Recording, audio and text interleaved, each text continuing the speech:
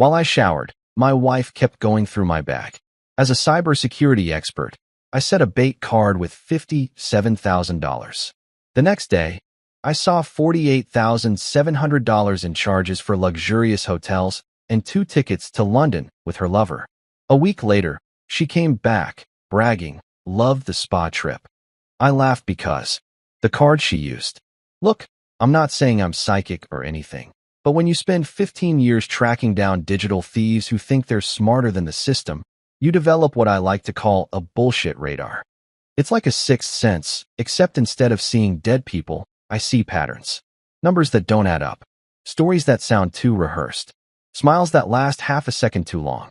And let me tell you, that particular Tuesday morning, my radar was going absolutely berserk.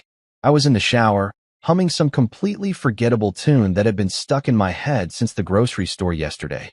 You know how it is, probably something from a commercial about yogurt or car insurance, when I heard the bathroom door creak open. Now, Claire and I had been together long enough that bathroom privacy was more of a suggestion than a rule, so I didn't think much of it at first. Maybe she needed her hairbrush. Maybe she was grabbing her makeup bag. Normal married couple stuff, right? Wrong. So incredibly, spectacularly wrong. Through the frosted glass of the shower door, I could see her silhouette, and she wasn't going for the makeup bag. She was crouched down by my gym bag, the beat-up black Nike duffel that I'd been using since college because, honestly, why fix what isn't broken? She was rifling through it, not casually looking for something. Rifling, like a raccoon going through trash at 3 in the morning, except way more calculated and significantly less cute. I stood there under the hot water, shampoo still in my hair, watching this unfold like a nature documentary. You ever have one of those moments where time kind of slows down and you're watching yourself from outside your own body? Yeah, that. Part of me wanted to laugh. Part of me wanted to slam the shower door open and demand to know what the hell she was doing. But the professional part of me, the part that pays the mortgage, that part whispered, "Shut up, Marcus. Watch. Learn." So I did. I watched as she pulled out my wallet. Then my passport. Then she paused, holding my passport in both hands like she was weighing it, studying it, memorizing the damn thing. Her face had this expression I'd never seen before. It wasn't guilt. It wasn't panic. It was concentration. Math. Like she was solving an equation in her head, and my identity documents were variables she needed to plug into her formula. I turned off the water, grabbed my towel, and stepped out with the kind of casual energy you'd use if you'd just caught your dog eating from the trash. You know, that fake, "Oh hey, what ya doing there?" vibe that fools absolutely nobody, but makes everyone pretend everything's fine. "Hey babe," I said, towel drying my hair like my entire nervous system wasn't firing off alarm bells. "Lose something." Claire looked up, and here's the thing that really got me. She smiled. Not a guilty smile. Not an, "Oops, you caught me" smile. A genuine, warm, "Hey honey" smile that would have won her an Oscar if this were a movie. She held up my passport and said, "Just checking if you still had that hardware store receipt from last week. You know, the one for the shelf brackets? I need to return the wrong size screws." The hardware store receipt. In my passport. Right. Because that's totally where normal people store receipts for shelf brackets. Not in their wallet, not in the kitchen junk drawer, but sandwiched between pages of an official government document. The logic was so thin I could have used it as a coffee filter. "Oh yeah," I said, matching her energy with my own Academy Award-worthy performance. "I think I threw that out yesterday, actually. My bad." She shrugged, put my passport back in the bag. Carefully, I noticed exactly where she'd found it, and kissed me on the cheek before leaving the bathroom. "No worries," she said. "I'll just eat the $5. $5? Sure, Claire. Because you've been known to stress over $5 hardware returns." This is the same woman who once spent $70 on a candle because it was artisanal and hand-poured by monks in Vermont, or some equally ridiculous marketing pitch. I stood there in the bathroom, water dripping off my hair onto the tile floor, and I had to consciously choose not to laugh. Not because it was funny, although in a dark, twisted way, it kind of was, but because laughing would have meant admitting I knew something was wrong. And I wasn't ready to play that card yet. Let me introduce myself properly, since we're apparently going to be spending some time together on this absolute train wreck of a journey. My name is Marcus Hale. I'm 38 years old, which means I'm old enough to know better, but apparently not old enough to have learned my lesson about ignoring red flags in relationships.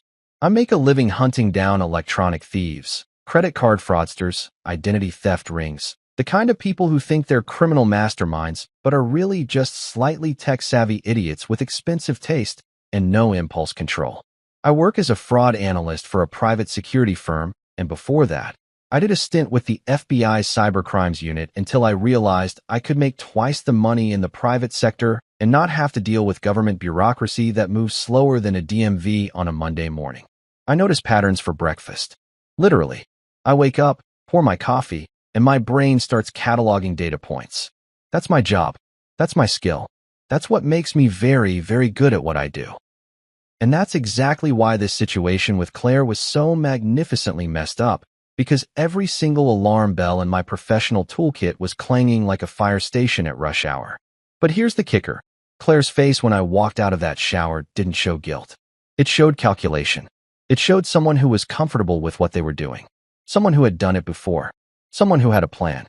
I got dressed, made my coffee, and sat at the kitchen table while Claire hummed in the bedroom, getting ready for her day. And I made a decision. I wasn't going to confront her. Not yet. Because if there's one thing I've learned in 15 years of tracking down thieves, it's this. If you want to catch someone in the act, you don't scare them away. You give them rope. You watch them weave it into a noose. You let them think they're winning. So I planted a seed. Not a literal seed. I'm not suddenly a gardener, but a trap. A beautiful, shiny, irresistible trap. I had a prepaid card in my wallet. One of those reloadable ones that I use for online purchases I don't want attached to my main accounts. I took it out and replaced it with a different card. A bait card. Brand new, never used, completely clean. I'd set it up that afternoon. As I sipped my coffee and listened to Claire singing in the bedroom, she was in a good mood, apparently. I allowed myself one small joke, just for my own sanity. If she ever spends my money on a bag I can't pronounce, I muttered to myself, I'll return it and charge her for the dictionary. The mood in the house was light. The sun was coming through the kitchen window. Claire came out in her favorite sundress, kissed the top of my head, and said something about meeting Jenna for lunch. Everything looked normal. Everything felt normal. My plan, however, was not normal. My plan was meticulous, surgical, and absolutely ruthless. Because I'd spent 15 years watching people destroy their lives over greed and stupidity, and I'd be damned if I was going to let it happen to me without at least documenting every single step of the process. I smiled at Claire as she left, waved goodbye like a dutiful husband, and then I sat back down at my laptop and started setting up the most elaborate trap I'd ever built. Not for a stranger, not for some anonymous criminal on the other end of an IP address. For my wife. Here's the thing about living with someone for 7 years. You start to notice the questions. Not the normal, how was your day? Or, did you remember to buy milk questions? I'm talking about the oddly specific, weirdly timed, suspiciously casual questions that make you wonder if you're having a conversation or being interrogated by someone who watched too many crime documentaries on Netflix. Claire had always been curious about my work. In the beginning, I thought it was cute. She'd ask about cases I was working on. Well, the ones I could actually talk about without violating about 17 different NDAs and possibly committing a federal crime. She'd lean in during dinner, eyes wide, totally captivated when I'd explain how credit card fraud networks operate, how identity thieves build their portfolios, how someone in Romania can empty your bank account while you're sleeping and never leave a digital fingerprint you can actually trace. She loved the detective stuff, the puzzle-solving aspect of it all. She'd nod along like she was taking mental notes, asking follow-up questions that seemed genuinely interested. Except now, looking back with the crystal-clear vision of hindsight and a healthy dose of paranoia, I realized she wasn't just interested. She was studying, learning, doing reconnaissance like a spy preparing for a mission, except the mission was apparently robbing me blind and living her best life on my dime. The questions had evolved over the years. They'd gotten more technical, more specific, less, wow, that's interesting, and more, okay, but how exactly does that work? About 6 months ago, maybe longer, she'd started asking things like, how fast do banks actually flag suspicious purchases? And what happens when a card gets used overseas? And my personal favorite, do those fraud alerts actually work in real time? Or is there a delay? At the time, I'd answered like the trusting idiot I apparently was. I'd explained that most banks have pretty sophisticated algorithms now, that international transactions definitely raise flags, that there's usually a small delay, but nothing major, maybe a few minutes to an hour depending on the system.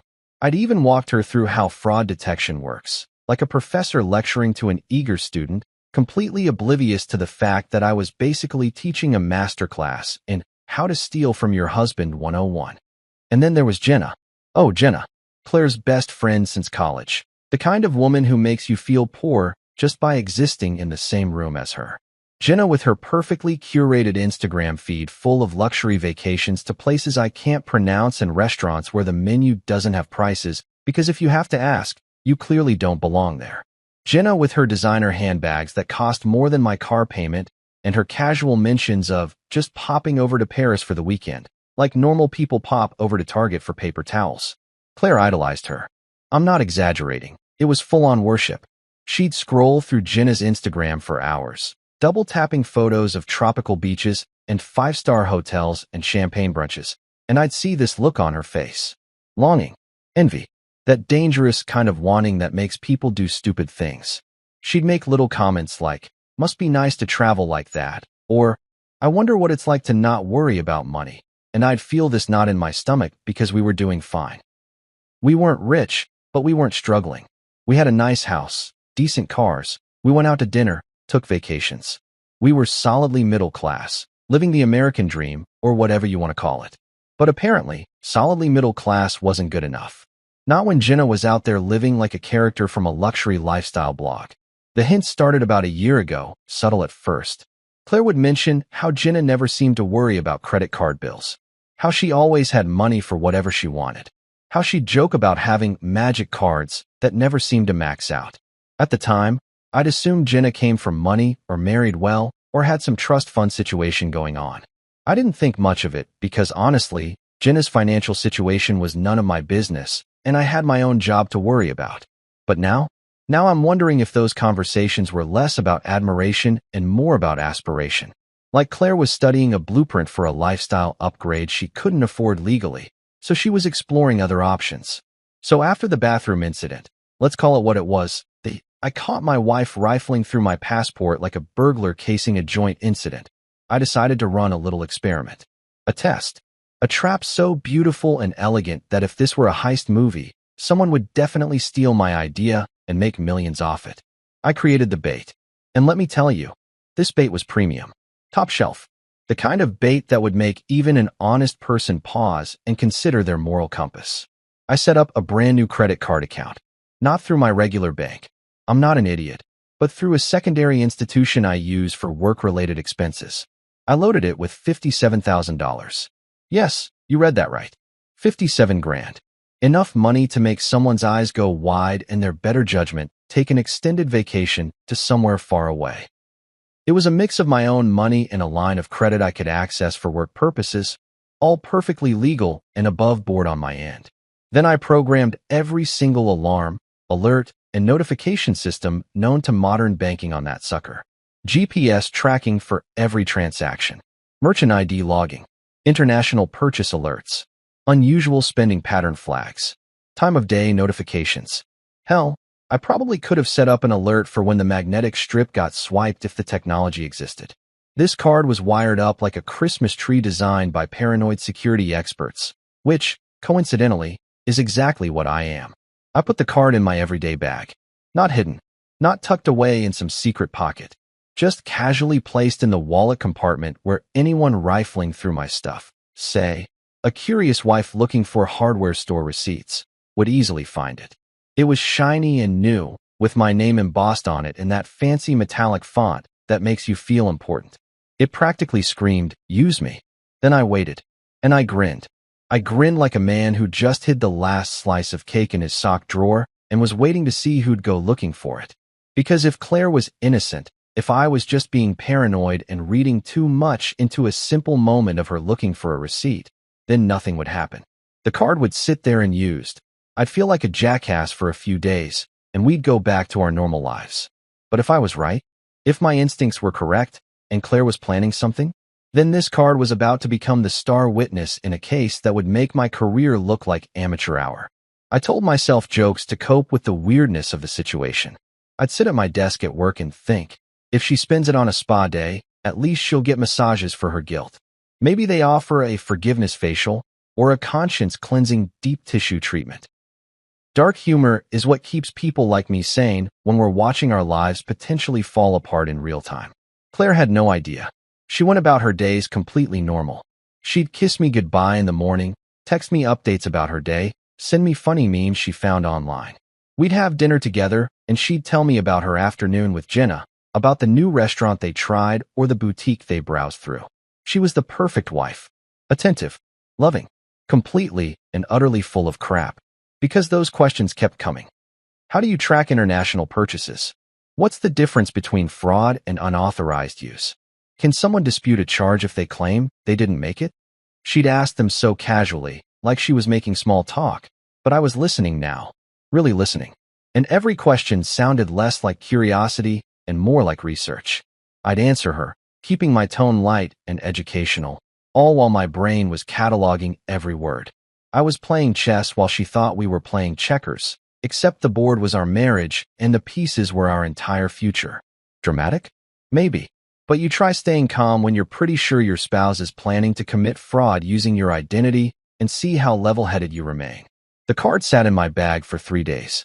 3 days of me checking my phone obsessively, waiting for alerts that didn't come. 3 days of wondering if I was losing my mind, if I'd let paranoia turn me into the kind of person who booby-traps their own marriage. 3 days of Claire being perfectly normal, which somehow made everything worse. And then, on day 4, my phone started buzzing. Not just buzzing, orchestrating. Alert after alert after alert. Like my phone had suddenly become a one-man band, and the only song it knew was "Someone's Spending Your Money." The game was on. And Claire had no idea she'd just stepped into a trap designed by someone who'd spent 15 years catching people exactly like her. You know that feeling when you're sitting in a meeting, nodding politely while someone drones on about quarterly projections or synergistic paradigm shifts, or whatever corporate buzzword salad is trendy this week, and your phone starts vibrating in your pocket like it's trying to escape? Yeah, that was my Thursday afternoon. Except instead of some spam caller trying to sell me an extended car warranty, it was my entire financial surveillance system having a complete meltdown. I was at a client meeting downtown, one of those glass and steel office buildings where everything is chrome and uncomfortable modern furniture designed by people who apparently hate the human spine. The client was a mid-sized tech company worried about employee expense fraud, which in hindsight is pretty ironic considering what was happening in my own life at that exact moment. I was doing my professional fraud analyst routine, nodding thoughtfully, making intelligent sounds of agreement, probably saying things like and absolutely, while my brain was on autopilot, because I've given this same presentation about 200 times. Then my phone started buzzing. Once, twice, 3 times. 4. By the 6th buzz, I was pretty sure either the world was ending or someone was having a medical emergency, or, and this was the option I was really hoping wasn't true, Claire had found my bait card and decided to go on a shopping spree that would make a real housewife look financially responsible. I excused myself from the meeting with that universal, "I'm so sorry, but this might be urgent" face that every working professional has perfected. You know the one, apologetic but firm, suggesting that whatever's happening on your phone is definitely more important than talking about data breach protocols, but you're too polite to say it out loud. I stepped into the hallway, pulled out my phone, and felt my stomach drop like I'd just gone over the first hill of a roller coaster I definitely didn't buy tickets for. 11 alerts. 11. In the span of maybe 20 minutes. My phone screen looked like a slot machine that had just hit jackpot, except instead of winning money, I was watching it disappear in real time. First alert, $3,200 at the Ashton Grand, a downtown luxury hotel. The kind of place where the lobby has a chandelier that probably costs more than my car, and the coffee is served in cups that look like they belong in a museum. I knew the place. I'd driven past it about 1,000,000 times, but never actually gone inside, because I'm not the kind of guy who spends $200 a night for a bed when I have a perfectly good one at home. Second alert, $1,450 at Serenity Spa and Wellness. Because apparently after dropping $3,000 on a hotel room, The logical next step is to get a massage that costs more than most people's monthly grocery budget. I could practically see it. Claire lying on some heated table while someone with gentle hands and essential oils worked out the tension in her shoulders. Must be stressful, committing fraud. Really takes it out of you. Better get that deep tissue treatment. I stood there in that sterile office hallway, under fluorescent lights that made everything look vaguely post-apocalyptic, and I felt this weird mix of emotions. Anger, obviously. Betrayal, definitely. But also, and I'm not proud of this, a tiny bit of professional admiration. Because this wasn't impulse shopping. This wasn't someone finding a credit card and going, ooh, shiny, and buying whatever caught their eye at the nearest mall. This was methodical, planned, strategic. I ditched the meeting, told the client something came up, family emergency, we'd reschedule, sent my apologies through my assistant who definitely thought I was being weird, but was too professional to say anything. I practically ran to my car in the parking garage, got inside, locked the doors like I was about to do something illegal, and pulled up my fraud monitoring dashboard on my phone. The data was beautiful. Terrible, relationship ending, possibly divorce-inducing, but beautiful. Every transaction came with a timestamp, GPS coordinates, merchant category codes, even the last 4 digits of the card used, which, surprise, surprise, matched my bait card exactly. I could track Claire's afternoon like I was following a treasure map, except the treasure was my money and the map led straight to Betrayal Island. But here's where it got really interesting. This wasn't just random spending. The purchases had a pattern, a rhythm. The hotel charge came first, which made sense, secure a base of operations. Then the spa, probably to celebrate or relax or convince herself that what she was doing was somehow justified. And then, about 40 minutes after the spa charge, another alert popped up. 2 first-class tickets to London Heathrow. Departing in 3 days. 2 tickets. Not 1. 2. I sat in my car and stared at that notification like it might change if I looked at it long enough. 2 first-class tickets. Which meant Claire wasn't going alone. Which meant this wasn't some solo adventure of self-discovery or whatever rationalization she might use later. She had a partner. An accomplice. A +1 for her felony vacation. I clicked through to the detailed transaction info, because yes, I'm that thorough, and also because I've spent 15 years learning exactly how to extract every possible piece of data from a purchase. The ticket purchase came from a travel booking site, and buried in the merchant data was passenger information. 2 names. One was Claire Elizabeth Hale, my wife of 7 years, the woman who promised to love and honor me and apparently decided honor was more of a suggestion than a commitment. The other name was Evan Garrett. Evan with the perfectly styled hair and the finance job and the Instagram photos of himself at wine tastings and golf courses. Evan, who I'd met exactly twice at dinner parties and both times thought he was the kind of guy who definitely peaked in high school, but was still dining out on that glory 20 years later. Evan, who was apparently now Claire's travel companion for an international fraud spree funded by my money. I did what any rational person would do in that situation. I laughed. Not a happy laugh. More like the kind of laugh that happens when your brain short-circuits because reality has become so absurd that laughter is the only response that makes sense. I sat in my car in that parking garage, surrounded by concrete and the faint smell of exhaust fumes, and I laughed until my sides hurt. Then I pulled myself together, because laughing about your wife stealing from you is only therapeutic for about 90 seconds before it becomes deeply sad. I needed to think. I needed to plan. I needed to figure out my next move, because clearly, Claire had already figured out hers. I pulled up my contacts and found Agent Rivera's number.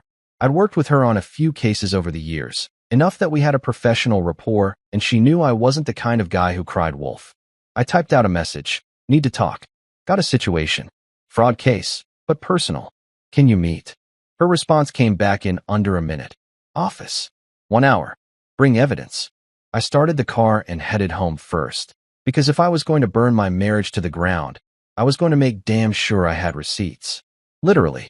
I pulled into the driveway, walked inside, and went straight to my office. I pulled up every alert, screenshot every transaction, downloaded every piece of merchant data the system had captured. I created a folder on my desktop labeled Evidence, because subtlety was no longer part of this equation. Then I checked the rest of my accounts, just to be thorough. Everything else was fine. No unusual activity, no mysterious charges, no signs that Claire had gone beyond the bait card. Which meant she'd taken the bait exactly as planned.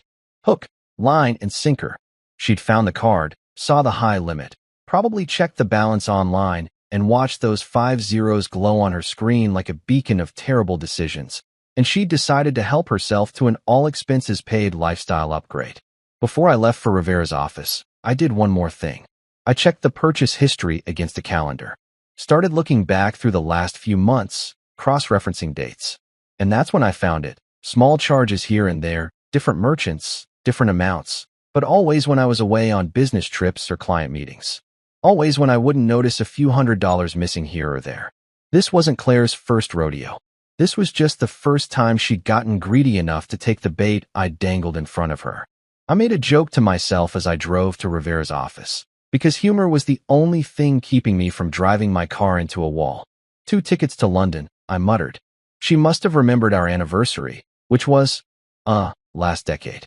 Real thoughtful of her. The city traffic was terrible, as always. I sat at red lights and watched people cross the street. Normal people living normal lives, probably not dealing with spouses who were currently planning international fraud trips. I envied them. Then I pulled up the map on my monitoring system one more time and watched the little dots light up like a constellation. A treasure hunt I never signed up for, marking every place my money had gone while I was sitting in a meeting talking about expense reports. The irony wasn't lost on me. Not even a little bit. By the time the sun set on what I'm now calling the day my marriage became a federal case, the bait card had racked up $48,700 in charges. 48 grand. In less than 8 hours. That's more than most Americans make in a year, gone faster than you can say identity theft 3 times fast. Hotels that cost more per night than my first car. Dinners at restaurants where the waiters probably have better dental plans than I do. Boutique shopping sprees at places where they don't put price tags on anything, because if you have to ask, you clearly stumbled into the wrong tax bracket. I sat in my home office, the spare bedroom we'd converted when we bought the house, back when we meant something and ours wasn't just a legal term that was about to get really complicated. And I watched the charges roll in like waves hitting a beach during a hurricane. Each alert was another gut punch, another lie exposed. Another piece of the life I thought I had crumbling into dust. The transaction log read like someone's fever dream of luxury living. $300 at a wine bar. $1,800 at some designer clothing store I'd never heard of. $2,000 at a jewelry boutique. And sprinkled throughout, smaller charges at coffee shops and restaurants. Like Claire was living out some kind of romantic comedy montage, except the romance was fraud, and the comedy was my complete oblivion to what was happening. One transaction caught my eye because it was so specific, so perfectly detailed in the merchant data. A dinner reservation at Marcello's, this insanely high-end Italian place downtown, where reservations book out 3 months in advance, and the pasta probably costs more than my monthly water bill. The charge was $643. For dinner. 2 people. The transaction detail even included a name on the reservation. Evan. There he was again. Mr. First-Class Ticket to London himself, now enjoying what I could only assume was some kind of celebratory meal funded entirely by my money. I imagined them sitting there, clinking wine glasses, probably laughing about how easy this all was, how I was just some clueless fraud analyst who couldn't even detect fraud happening in his own wallet. The mental image made me want to throw my laptop through the window, but computers are expensive, and I'd already lost enough money today. So I settled for clenching my jaw so hard I probably could have cracked walnuts. Around 7 p.m., my phone rang. Not an alert this time, an actual call. Claire's face popped up on the screen, the photo I'd taken of her last summer at the beach, smiling and happy, and looking nothing like someone currently committing multiple felonies across state lines. I let it ring twice while I decided how to play this. Answer cheerfully like nothing was wrong. Let it go to voicemail. Answer in character as the clueless husband she clearly thought I was. I went with option 3. Hey babe, I said, injecting just enough warmth into my voice to sound normal, but not so much that I'd have to hate myself later for the performance. Hey honey. Her voice was bright, energetic, practically glowing through the phone. I'm having the most amazing day. Jenna surprised me with a spa retreat, completely last-minute thing. We're at the Serenity Spa downtown. Have you heard of it? It's incredible. They have this hot stone massage that literally melts all your stress away. I bet it does, I thought. Must be really stressful, committing fraud. All that lying and sneaking around probably creates a lot of muscle tension. Thank God my money could pay for someone to rub that guilt right out of your shoulders. That's great, I said. My voice as dry as the Sahara, but apparently Claire was too high on spa treatments and theft to notice. Sounds relaxing. It really is. Jen is treating me to the whole package. Facials, massage, the works. She's so generous. Claire's voice had that dreamy quality people get when they're really enjoying themselves, completely unaware that their entire world is about to implode. I should be home around 9 or so. Want me to pick up dinner? The audacity. The sheer, breathtaking audacity of this woman to spend nearly $50,000 of my money and then offer to pick up dinner on her way home like she was doing me a favor. I wanted to laugh. I wanted to scream.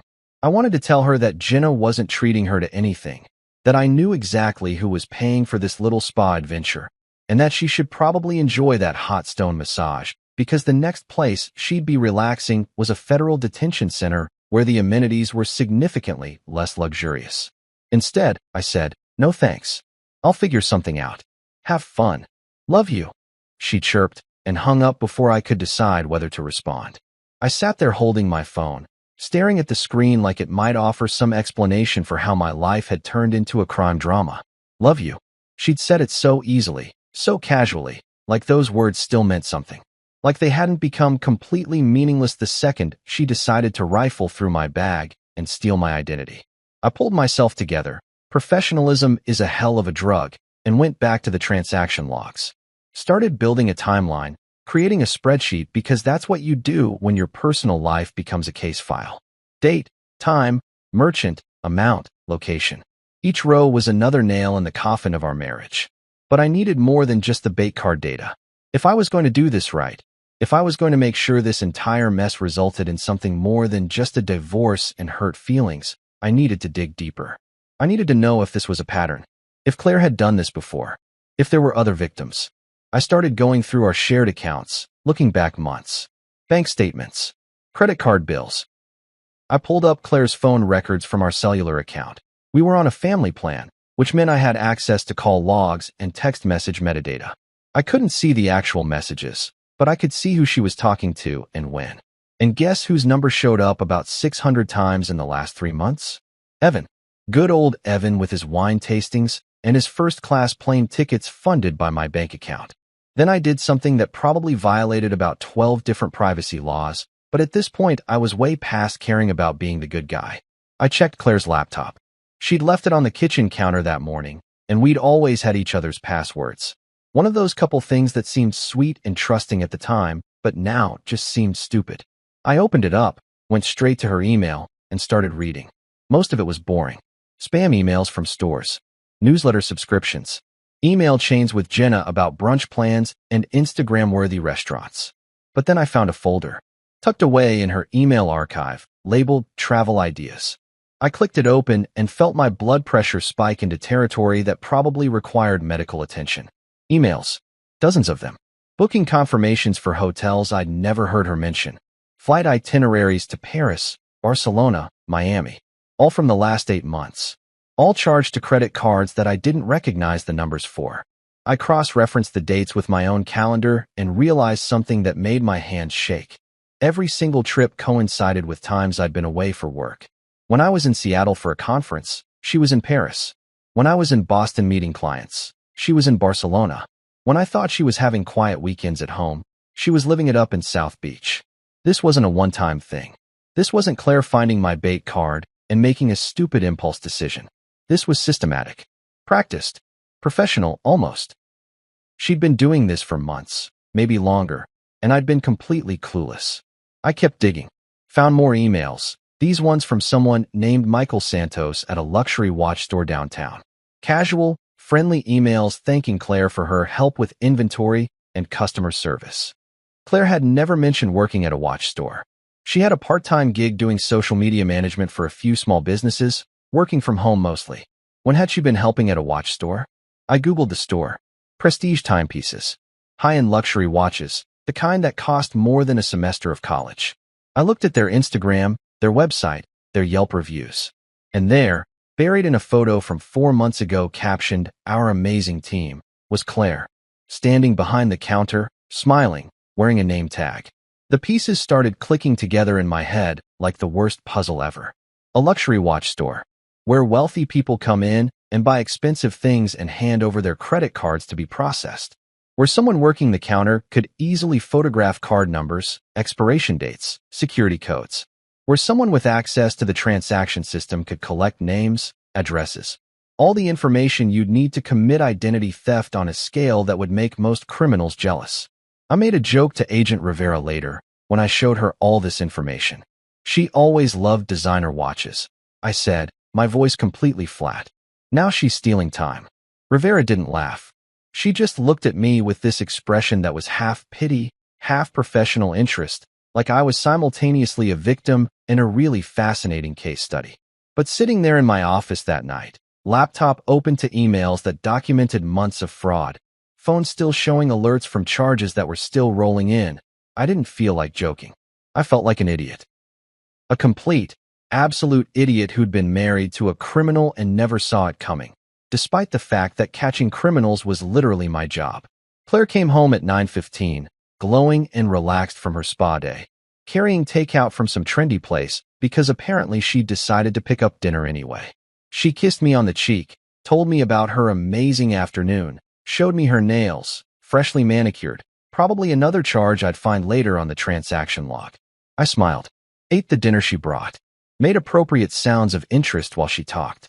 And the whole time, I was thinking about federal prison sentences and asset seizure and how good she was at lying. Because if I hadn't seen the evidence myself, I'd never have known. She was that convincing. The ledger I'd eventually find would tell a bigger story. But that night, with $48,700 gone in a marriage that was already over except for the paperwork, I just sat there and watched my wife describe her perfect day, funded entirely by fraud.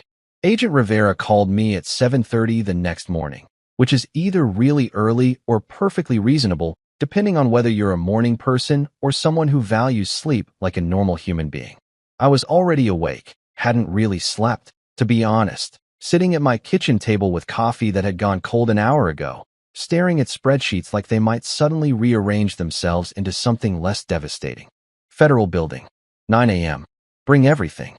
Her voice had that clipped, efficient quality that government agents develop after years of dealing with bureaucracy and criminals who think they're smarter than the system. No pleasantries. No, how are you holding up? Just straight to business, which honestly I appreciated because I wasn't in the mood for sympathy. The Federal Building was one of those aggressively modern glass structures downtown that looks like someone asked an architect to design intimidation as a physical space, and they absolutely nailed the assignment. Too many windows. Too much natural light. Security checkpoints that make airport TSA look casual. I went through the metal detectors, got my visitor badge, and followed the escort to Rivera's office on the 7th floor. Her office was exactly what you'd expect. Functional, organized, walls covered with commendations and certificates that proved she was very good at catching bad guys. She had one of those massive monitors that showed about 15 different windows of data simultaneously, the kind of setup that makes you either feel like a spy or develop an instant headache. Rivera herself was in her early 40s, sharp-eyed, the kind of woman who probably saw through every lie you told before you even finished telling it. Coffee, she offered, gesturing to a pot that looked like it had been sitting there since the Clinton administration. I'm good, I said, which was a lie, but I'd learned my lesson about Federal Building coffee during my FBI days. Some mistakes you only make once. I laid out everything on her desk. Printed transaction logs. Screenshots of the emails. The timeline I'd built showing Claire's trips coordinated with my work travel. Photos of her at the watch store. Bank statements with highlighted charges. It looked like the evidence board from a crime show, except instead of tracking a serial killer, we were tracking my wife's systematic fraud operation. Rivera went through it methodically, making notes, asking questions, pulling up databases on her computer to cross-reference information. And that's when things got really interesting, or really terrible, depending on your perspective. Probably both. This isn't her first rodeo, Rivera said after about 20 minutes of silent review. She turned her monitor toward me, showing a flagged transaction report. We've had alerts on similar patterns before. Different cards, but same geographic markers. Paris, Barcelona, Miami. Luxury hotels, high-end boutiques. The algorithm flagged them as potential fraud rings, but we didn't have enough to build a case. Until now. She pulled up more data. Victim reports from other cardholders who'd noticed unauthorized charges. All the purchases had the same signature. Calculated amounts just under reporting thresholds, luxury merchants, international locations. The kind of fraud that looks almost legitimate if you're not paying close attention, which most people aren't until their credit card bill arrives, and they realize someone charged $8,000 to a hotel in Paris while they were sitting at home in Ohio watching Netflix. Your wife wasn't working alone, Rivera continued, clicking through screens. The watch store, prestige timepieces, we're going to need to take a hard look at their operation. If she had access to customer card information during transactions, that's a goldmine for someone building a fraud portfolio. I felt sick. Not because I was surprised. At this point, Claire could have told me she was secretly an international spy, and I would have just nodded and added it to the list, but because the scope of this was so much bigger than I'd realized. This wasn't just my wife stealing from me. This was my wife potentially stealing from dozens, maybe hundreds of people. People who'd walked into a luxury watch store, made legitimate purchases, handed over their credit cards, and had no idea that the friendly woman behind the counter was photographing their information for later use. The watch store owner, I said. Michael Santos. Is he involved? Rivera shrugged. That's what we need to find out. Could be complicit. Could be another victim. Could be completely oblivious. We'll bring him in for questioning. She made another note, then looked at me with an expression that was probably meant to be reassuring, but mostly just looked tired. You did good work here, Marcus. I know this is personal, but you documented everything perfectly. Makes my job a hell of a lot easier. Great, I said flatly. Glad my imploding marriage could contribute to your case clearance rate. She almost smiled. For what it's worth, I'm sorry. This sucks. Yeah. I leaned back in the uncomfortable government issue chair. It really does. Rivera outlined the next steps. They'd coordinate with financial crimes units, pull records from the watch store, contact victims, build a comprehensive case. They'd need to move carefully. If Claire suspected she was being investigated, she might run, destroy evidence, alert other people potentially involved in the operation. The London tickets were in 3 days, which gave them a narrow window. We'll flag her at customs, Rivera said. Let her think everything's fine. Let her get on that plane if she tries, and then we pick her up when she lands back in the States. Harder to run when you're already in custody. I nodded, processing the reality that my wife was about to become a federal fugitive risk, that I was sitting in a government building actively helping to build a case against the person I'd promised to love and cherish.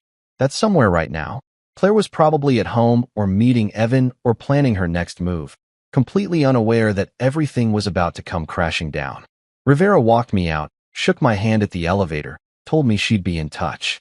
I rode down 7 floors in silence, walked through the lobby past the security checkpoints, and stepped out into the morning sunshine feeling like I'd just left a different universe. People walked past on the sidewalk, normal people doing normal things, and I wondered if any of them were one bad decision away from having their lives turn into federal cases. I called Michael Santos on the way to my car, kept my voice casual, friendly, like I was just a curious guy asking innocent questions. Hey, this might sound weird, but my wife Claire mentioned she's been helping out at your store. I wanted to maybe surprise her with something. Thought I'd come by. His response told me everything I needed to know. Confusion, hesitation, the sound of someone realizing they'd been played. Claire? She was great. Yeah, helped us during our busy season a few months back. Haven't seen her recently, though. Everything okay? Yeah, all good, I lied. Just wanted to check. Thanks, man. I hung up and sat in my car, watching the federal building in my rearview mirror like it might follow me home. Here's something they don't tell you about investigating your own spouse. At some point, you cross a line from gathering evidence into full-blown paranoid detective mode, and there's really no coming back from that. I crossed that line around 10 a.m. on Friday morning when I decided that if Claire had been stupid enough to keep emails documenting her fraud operation, maybe she'd been stupid enough to keep physical records too. Because criminals, even smart ones, have this weird compulsion to document their crimes. It's like they can't help themselves. They keep trophies, journals, spreadsheets. It's a psychological thing that I learned about in my FBI training and have seen play out in about 100 cases since. So I went home during my lunch break, told my assistant I had a dentist appointment, which is the universal excuse for leaving work that nobody ever questions because nobody wants to hear about your dental problems, and I started searching. Not randomly, methodically, like the professional investigator I am. Except now the crime scene was my own bedroom, and that felt about as wrong as you'd imagine. I started with the obvious places. Her desk drawers, nothing but old receipts and makeup samples, and about 40 different pins that probably didn't work. Her closet, just clothes and shoes and a collection of handbags that suddenly seemed a lot more suspicious given what I now knew about her shopping habits. Her nightstand, books, chapstick, one of those sleep masks that blocks out light, completely innocent. Then I moved to her jewelry box. It was one of those fancy wooden ones with multiple compartments and a little ballerina that spins when you open it, which Claire thought was charming and I thought was vaguely creepy in that uncanny valley kind of way. She kept it on her dresser, right out in the open, because why would you hide a jewelry box? It's supposed to be visible. That's where normal people keep their jewelry. Except Claire, as I was learning, was not normal people. I opened the top layer. Earrings, necklaces, a few rings, nothing unusual. Second layer, more of the same, plus a watch I'd given her for our 5th anniversary that apparently wasn't fancy enough because it was still sitting there unworn. Third layer, and this is where things got interesting. I felt something hard underneath the velvet liner. Not jewelry-shaped. Rectangular. Flat. I pulled out the liner, and there it was, a small black notebook. The kind you can buy at any drugstore for $3, completely unassuming. The type of thing that could contain grocery lists or workout routines or literally anything innocent. Except when I opened it, what I found was definitely not a grocery list unless Claire had started shopping for credit card numbers and expiration dates at Whole Foods. Page after page of handwritten entries. Names, card numbers, expiration dates, security codes, cities, dates of use, dollar amounts. It was a ledger, an actual, physical, incredibly incriminating ledger documenting every single fraudulent transaction Claire had made over the past year. Maybe longer. I flipped through it, my hands shaking slightly, and felt this bizarre mix of horror and vindication. Horror because, holy hell, my wife was keeping a criminal diary like some kind of delusional accountant. Vindication because this was evidence so solid you could build a house on it. There were at least 40 different cards listed. 40 victims. Names I didn't recognize, probably people who'd shopped at the watch store and had no idea their information had been compromised. Next to each card number were notations: Paris hotel, Barcelona shopping, Miami restaurants. Like Claire was keeping track of her own personal fraud portfolio for tax purposes or something equally insane. I stood there in my bedroom, holding this notebook, and I couldn't decide whether to laugh or throw something through the window. The sheer audacity of keeping physical records. The complete lack of operational security. This was the kind of mistake that got criminals caught every single day. And Claire had made it with the confidence of someone who genuinely believed she'd never be discovered. I photographed every page, used my phone, made sure the lighting was good, double-checked that every number and notation was clearly visible. Then I texted Rivera. Found something. You're going to want to see this. Her response was immediate. Bring it in. Now. I wrapped the notebook in a plastic bag because I'd watched enough crime shows to know about preserving evidence.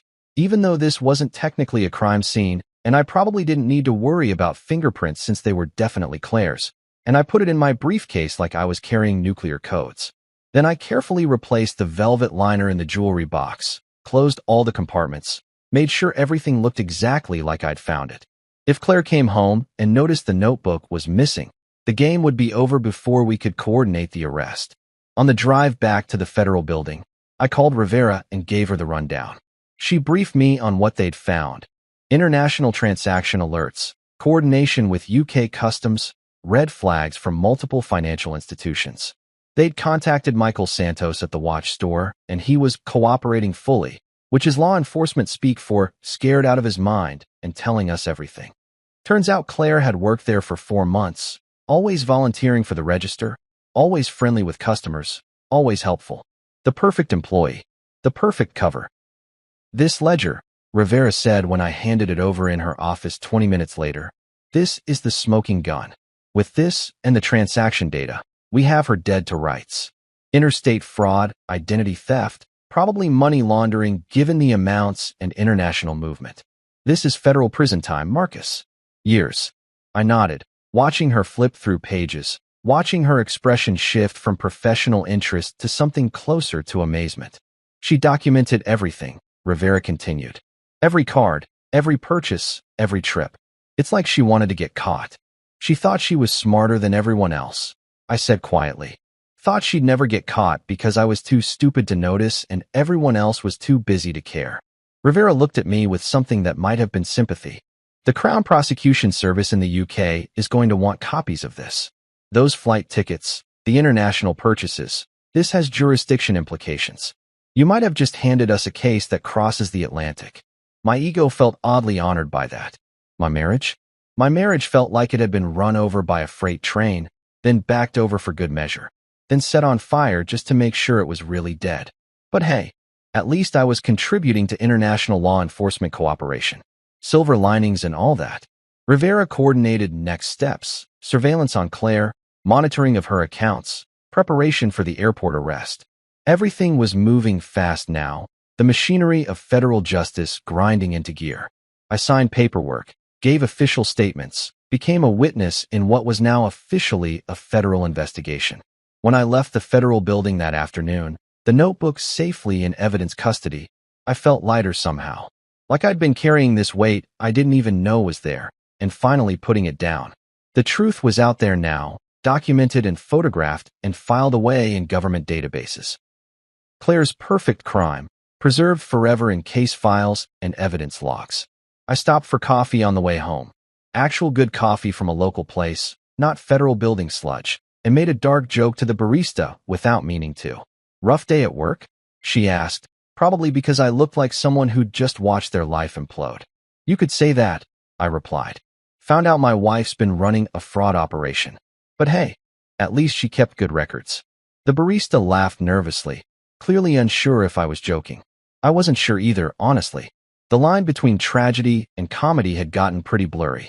Chapter 7, The Sting at the Airport. Waiting for the other shoe to drop is psychological torture. I know this because I spent the next 3 days living in a state of suspended reality where I had to pretend everything was fine while knowing that my wife was about to get arrested at an airport by federal agents. It's like watching a car accident happen in slow motion, except you're also in the car and also the one who called the cops, and also somehow still expected to show up for Thanksgiving dinner and act normal. Claire spent those 3 days packing, cheerfully packing. She'd laid out clothes on the guest bed. Our house has a guest bed that nobody ever uses except apparently for organizing international fraud trips. And she kept asking me questions like, does London get cold in November? And should I bring the blue dress or the black one? And I'd sit there, coffee in hand, soul slowly dying, and say things like, definitely the blue one, while internally screaming. She showed me the itinerary she'd printed out. First-class tickets, my money. 5-star hotel in Kensington, also my money. Dinner reservations at restaurants I couldn't pronounce, you guessed it, my money. She was planning this trip with the enthusiasm of someone who'd won a vacation sweepstakes, not someone who'd funded it through systematic identity theft. The cognitive dissonance was staggering. I'm so excited, she said on Sunday night, 2 days before the flight. Jenna's never been to London. It's going to be amazing. Still using Jenna as cover. Still lying with the ease of someone who'd been practicing for months. I wanted to tell her that Jenna wasn't going, that Evan was, that I knew everything. But Rivera had been crystal clear. Act normal. Don't tip her off. Let her get comfortable. The arrest would be clean and public and impossible to run from. Monday morning, Claire texted me pictures. Her at the spa getting her nails done, getting London ready.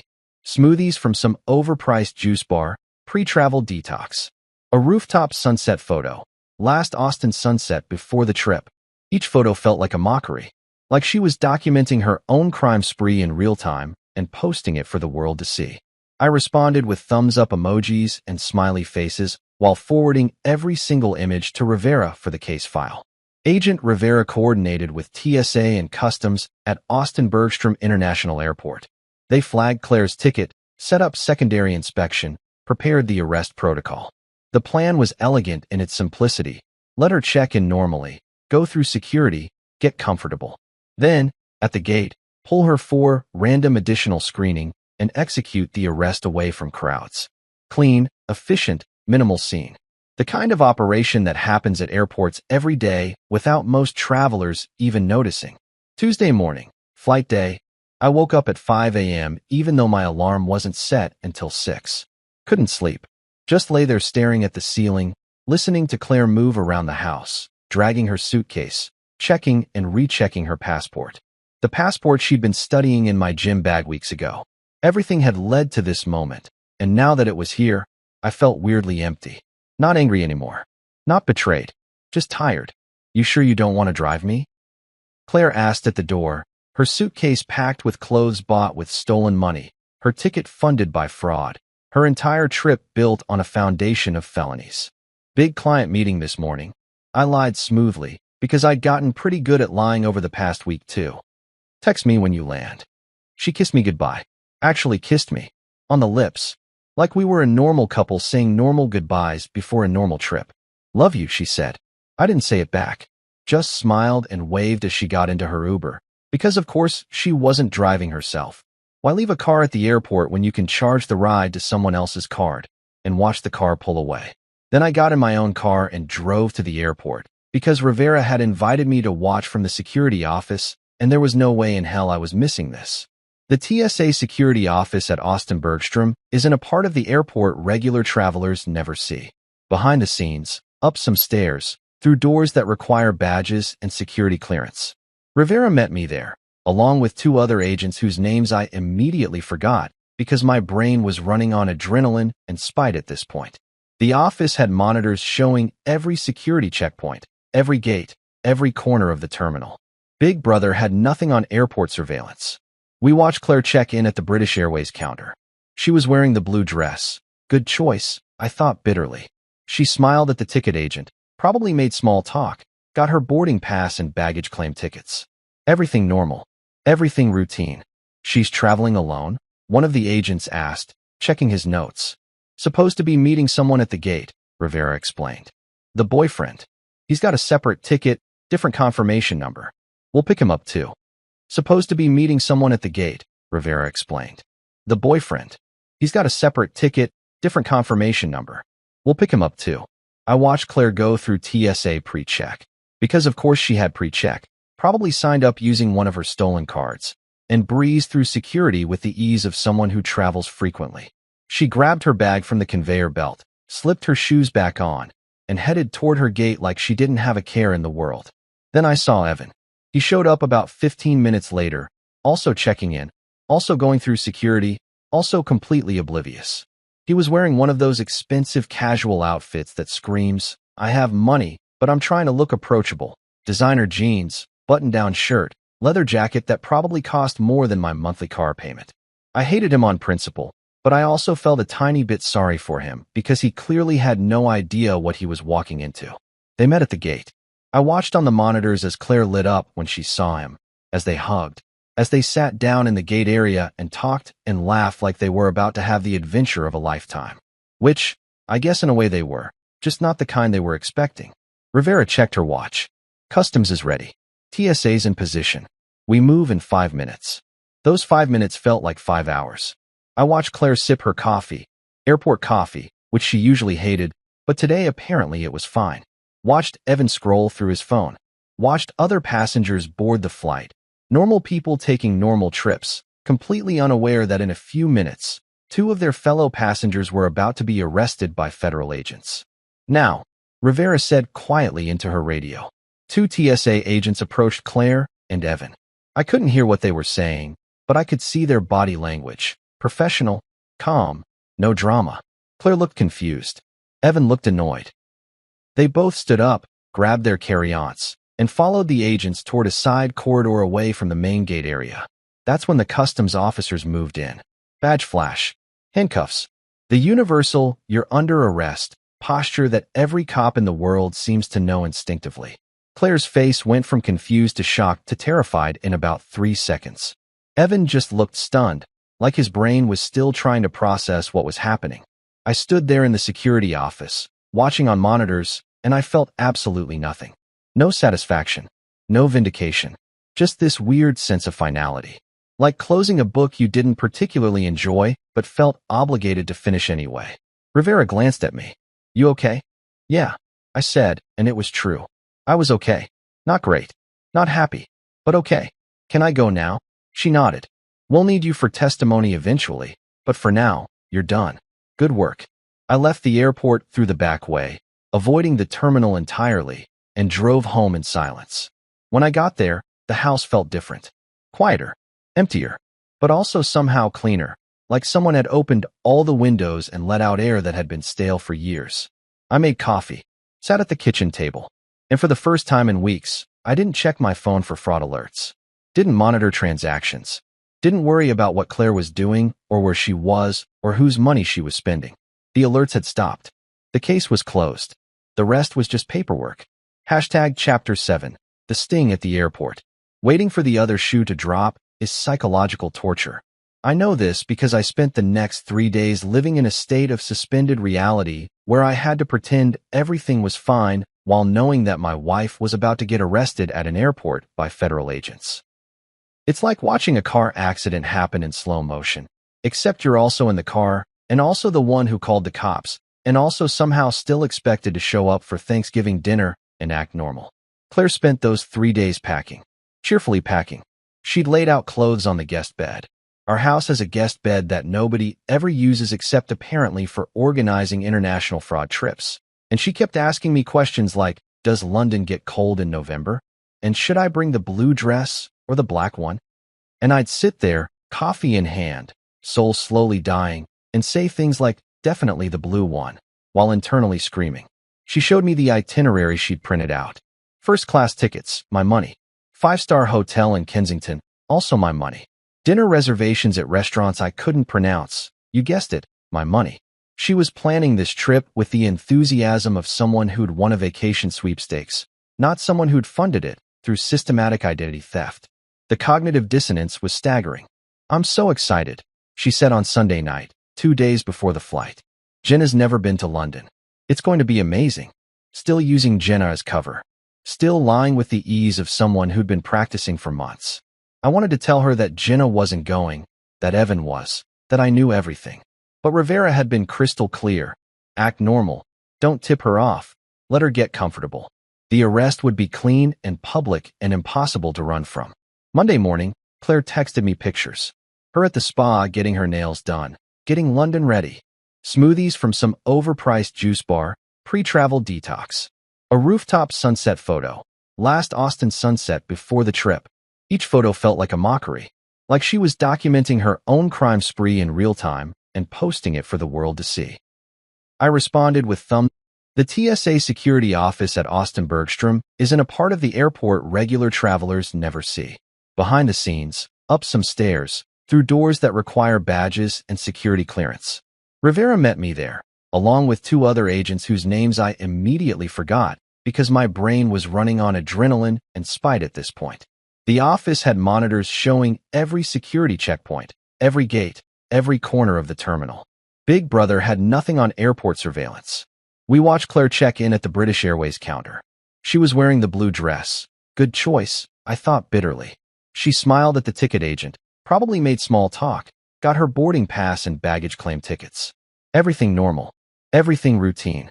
She's traveling alone? One of the agents asked, checking his notes. Supposed to be meeting someone at the gate, Rivera explained. The boyfriend. He's got a separate ticket, different confirmation number. We'll pick him up too. I watched Claire go through TSA pre-check. Because of course she had pre-check, probably signed up using one of her stolen cards, and breezed through security with the ease of someone who travels frequently. She grabbed her bag from the conveyor belt, slipped her shoes back on, and headed toward her gate like she didn't have a care in the world. Then I saw Evan. He showed up about 15 minutes later, also checking in, also going through security, also completely oblivious.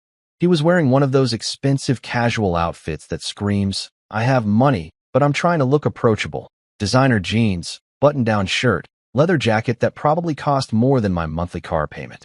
I hated him on principle, but I also felt a tiny bit sorry for him because he clearly had no idea what he was walking into.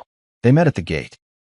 I watched on the monitors as Claire lit up when she saw him, as they hugged, as they sat down in the gate area and talked and laughed like they were about to have the adventure of a lifetime. Which, I guess in a way they were, just not the kind they were expecting. Rivera checked her watch. Customs is ready. TSA's in position. We move in 5 minutes. Those 5 minutes felt like 5 hours.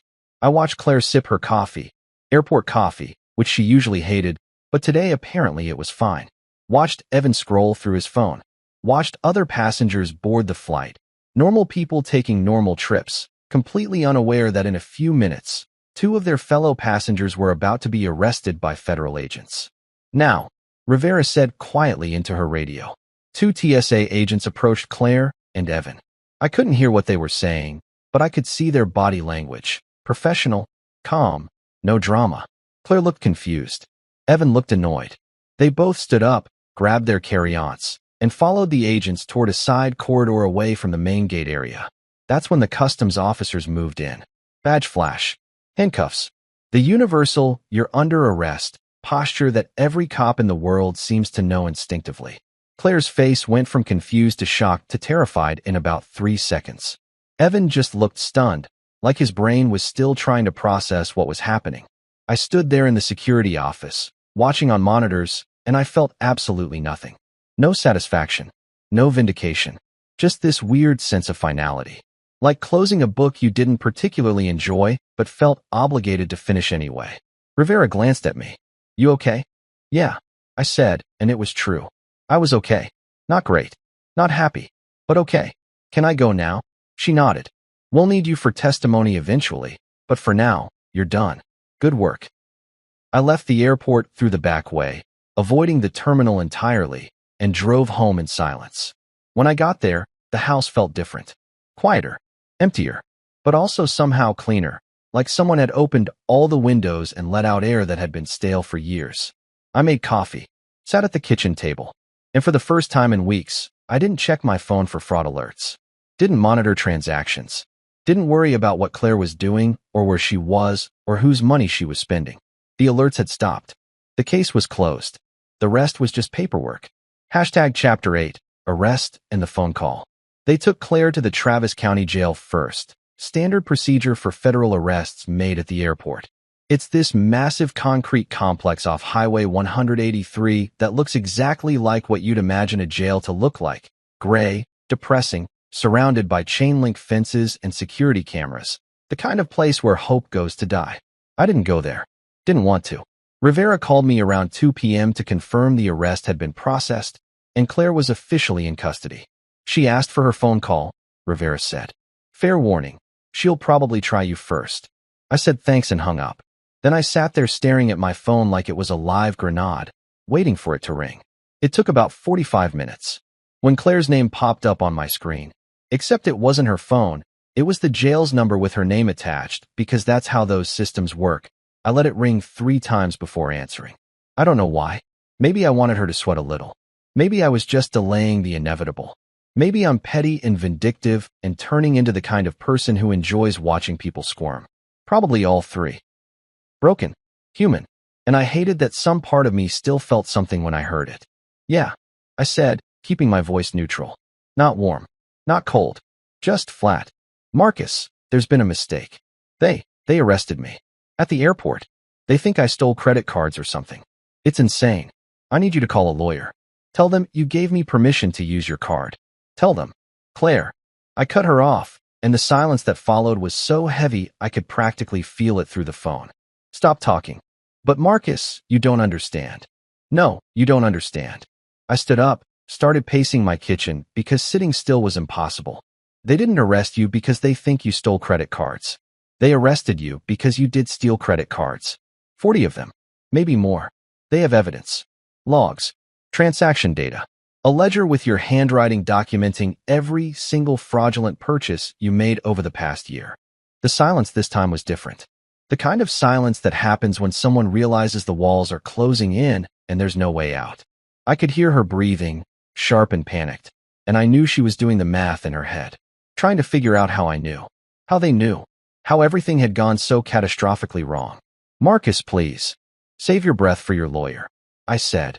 and my voice came out colder than I intended. Or maybe exactly as cold as I intended. Hard to tell at this point. You're going to need it. You can't do this to me. I'm your wife. The audacity. The sheer, breathtaking audacity of playing the wife card after everything she'd done. I laughed. Actually laughed.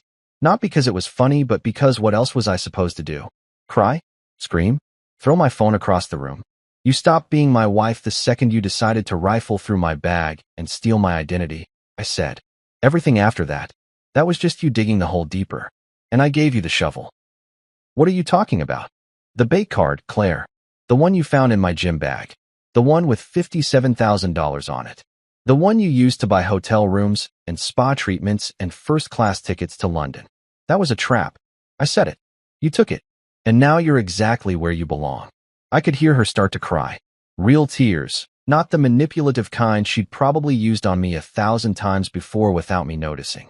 These sounded genuine. Desperate. The sound of someone's entire world collapsing in real time. And I felt nothing. Well, not nothing. I felt tired. Exhausted.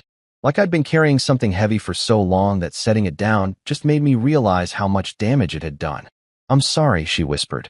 Marcus, I'm so sorry. I never meant. I didn't think. You didn't think you'd get caught. I finished for her. None of you ever do. That's why people like me have jobs. I hung up before she could say anything else. Didn't give her the satisfaction of a goodbye. Didn't give her another second of my time.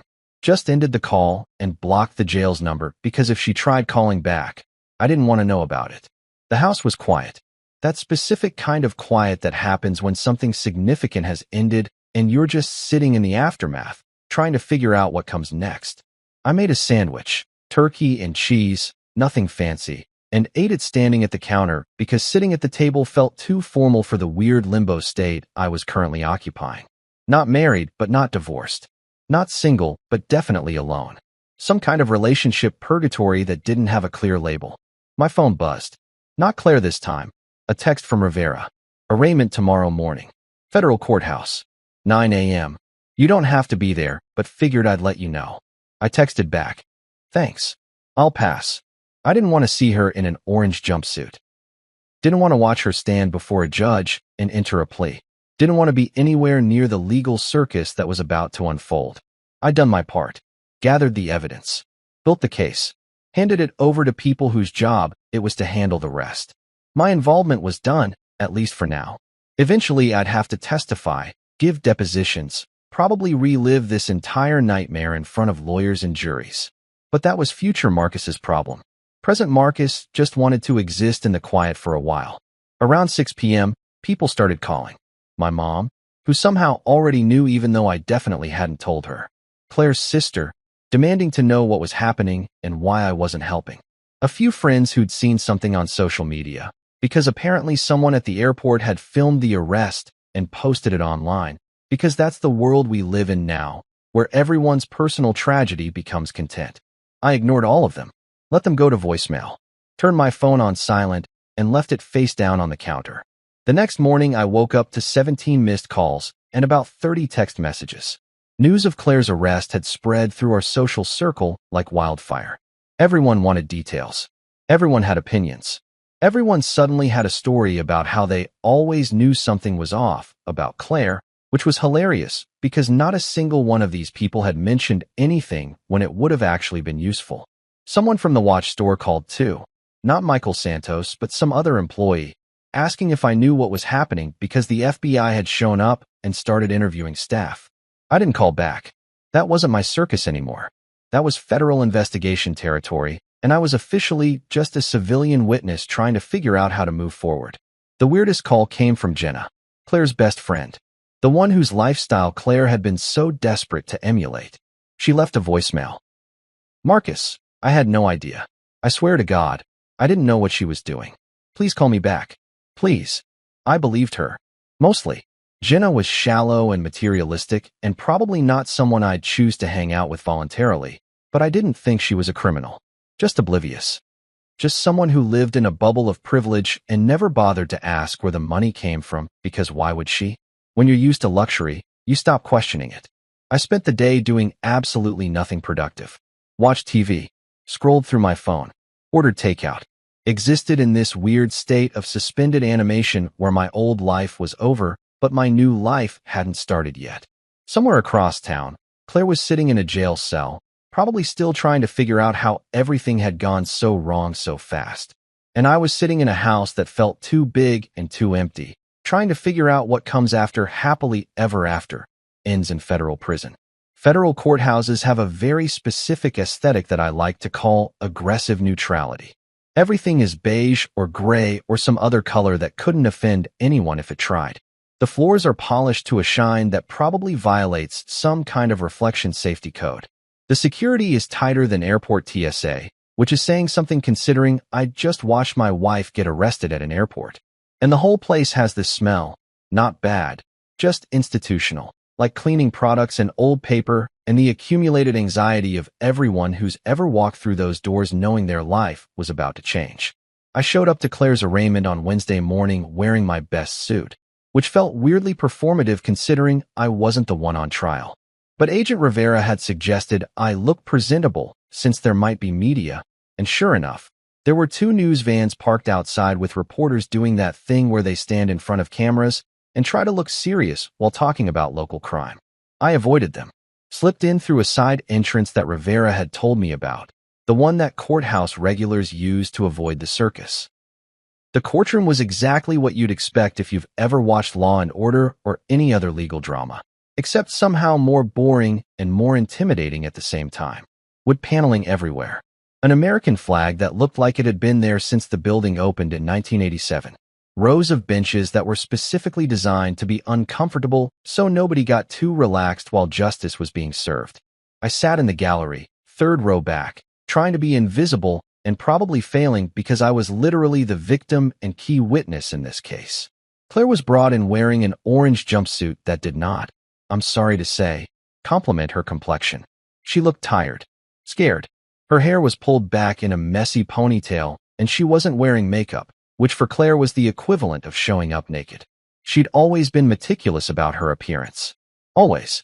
And now she was standing in federal court looking like someone who'd spent the night in county lockup because, well, she had. Our eyes met for maybe half a second. She looked at me with this expression that was part betrayal, part desperation, part, how could you do this to me? Which was rich considering what she'd done to me. I looked away, studied the wood paneling, counted ceiling tiles, anything to avoid engaging with the woman who'd been my wife and was now federal defendant number something or other. Evan was arraigned separately, different time slot, which I was grateful for because I really didn't want to sit through 2 of these. One was plenty. One was more than enough emotional devastation for a Wednesday morning. The assistant U.S. attorney handling the case was a woman named Dana Ortiz who looked like she'd been born in a suit and probably dreamed in legal citations. She was in her early 40s, no-nonsense haircut, the kind of prosecutor who'd seen every excuse and heard every sob story and stopped being impressed by either about 15 years ago. She laid out the charges with the efficiency of someone reading a grocery list, except the items on this list were felonies that carried serious prison time. Credit card fraud across state lines. Identity theft involving more than 40 victims. Money laundering through international transactions. Conspiracy to commit wire fraud. She listed them calmly, methodically, like she was describing the weather and not the systematic destruction of multiple people's financial lives. The government has substantial evidence, including transaction records, physical documentation kept by the defendant, witness testimony from the watch store where the defendant obtained card information, and cooperation from the primary victim, the defendant's husband. That last part, the defendant's husband, hit differently hearing it said out loud in federal court. That was me. I was the primary victim. Not just a victim, the primary one. The star witness in my own marriage's destruction. Claire's defense attorney was a public defender who looked about 12 years old and completely overwhelmed. He tried. Give him credit, he tried. He argued that Claire had ties to the community, no prior record, wasn't a flight risk despite being arrested literally, trying to board an international flight. He painted her as a good person who made bad choices, someone who deserved a chance to remain free while awaiting trial. Ortiz countered with the ledger. The beautiful, incriminating, incredibly stupid ledger that Claire had kept in her jewelry box like some kind of criminal scrapbook. Your Honor, The defendant kept detailed records of her crimes. 43 separate credit card numbers. Dates of use spanning 8 months. Transactions in Paris, Barcelona, Miami, and multiple domestic locations. This isn't a one-time mistake. This is systematic, premeditated fraud. The defendant was arrested with first-class tickets to London, purchased with stolen funds, planning to continue this pattern internationally. She poses a significant flight risk and has demonstrated continued criminal behavior right up until her arrest. Judge Morales, older guy, probably late 60s, with reading glasses that he kept adjusting while reviewing documents, listened to both sides with the expression of someone who'd heard these arguments 1,000 times. When the defense finished, when Ortiz finished, when all the legal posturing was done, he looked at Claire directly. Ms. Hale, the evidence presented suggests a pattern of deliberate criminal activity over an extended period. You maintained records of your offenses. You used your position of trust at a luxury retail establishment to obtain personal information from customers. You made substantial purchases using stolen financial information across multiple states and were planning international travel funded by these illegal activities. The government has demonstrated both the seriousness of the charges and the risk you pose. Bail is denied. You'll remain in federal custody pending trial. The gavel came down. That sound, that sharp crack of wood on wood, felt final in a way that nothing else had. Not the arrest, not the phone call, not even finding the ledger. That gavel sound was the punctuation mark at the end of a sentence that had been running on way too long. Claire's face crumpled. She turned to her lawyer, said something I couldn't hear, probably asking what this meant or how to appeal or whether there was any way out of this. There wasn't. I knew the system. I knew how this worked. Once bail is denied in federal court, you're done. You sit in custody and you wait for trial, and you hope your lawyer is better at their job than the prosecutor. And if the prosecutor is Dana Ortiz, well, good luck with that. They led Claire out through a side door. The one defendants use when they're going back to lockup instead of walking out free. She didn't look at me again. Maybe she couldn't. Maybe it hurt too much. Maybe she'd finally realized that the husband she'd been stealing from was also the husband who documented everything and handed it over to federal agents, and was now sitting in court watching her bail get denied. I stayed in my seat while the courtroom cleared out. Other cases were scheduled. Other people's lives were about to get legally complicated. The system moved on. It always does. Justice is a conveyor belt. Cases come in one end, verdicts come out the other, and nobody stops to ask if the people involved are okay because the system doesn't care if you're okay. It cares if you're guilty or innocent. And even then it mostly just cares about processing the paperwork efficiently. Agent Rivera found me in the hallway outside. You good? Define good, I said, which was becoming my standard response to that question. Fair enough. She had a folder under her arm, probably more case documents, more evidence that would eventually be used to ensure Claire spent a significant portion of her life in federal prison. The watch store owner is cooperating. We've identified 37 victims so far from the ledger, contacted most of them. Few more might come forward once the media coverage hits. This is going to be a solid case. Great, I said flatly. Glad my marriage imploding could contribute to your conviction rate. I'd made that joke before, but it still felt appropriate. Maybe it would always feel appropriate. Maybe years from now I'd still be making bitter jokes about how my wife went to prison and all I got was this lousy witness statement. For what it's worth, Rivera said, her voice softer than usual, you did the right thing. I know that doesn't help now, but you did. I nodded because what else was there to say? Yeah, I did the right thing. I caught the criminal. I documented the evidence. I helped build the case. And in the process, I destroyed my marriage, lost my wife. Not that I wanted to keep her at this point, and became the guy whose story people would tell at dinner parties as a cautionary tale. You think your spouse might be sketchy? Let me tell you about this guy I heard about. The media caught me on the way out. Reporters with microphones and cameras, asking how I felt, what I thought about the charges, whether I'd suspected anything. I gave them nothing. Just walked past with my head down, got in my car, locked the doors, and sat there for a solid 5 minutes trying to remember how to breathe normally. My phone buzzed. Text from Michael Santos at the watch store. Saw the news. I'm so sorry. Had no idea she was using customer information. We've implemented new security protocols. If you ever want to talk. I didn't respond. What would I even say? Thanks for being the unwitting accomplice in my wife's fraud ring. Really appreciate how your employment practices enabled systematic identity theft. Yeah, that would go over well. I drove home through midday traffic, radio off, just the sound of the engine and the road and my own thoughts. The house was still quiet when I got there.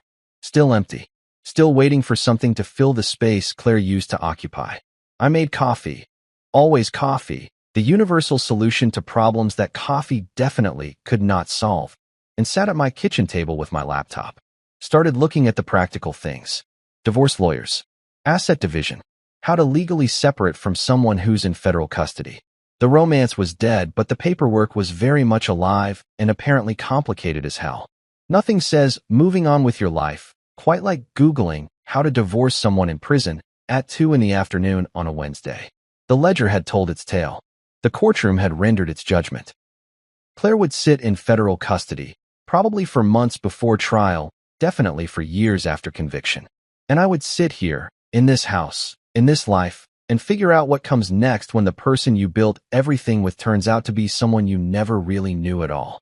The thing about federal cases is they take forever. Not movie forever, where everything wraps up in 2 hours with a dramatic courtroom revelation and someone crying on the witness stand. Real forever. The kind of forever where months pass and lawyers file motions and discovery happens and you start to forget what your life was like before everything became depositions and court dates and emails from prosecutors asking you to clarify testimony you gave 6 weeks ago. Claire pleaded guilty 4 months after her arrest.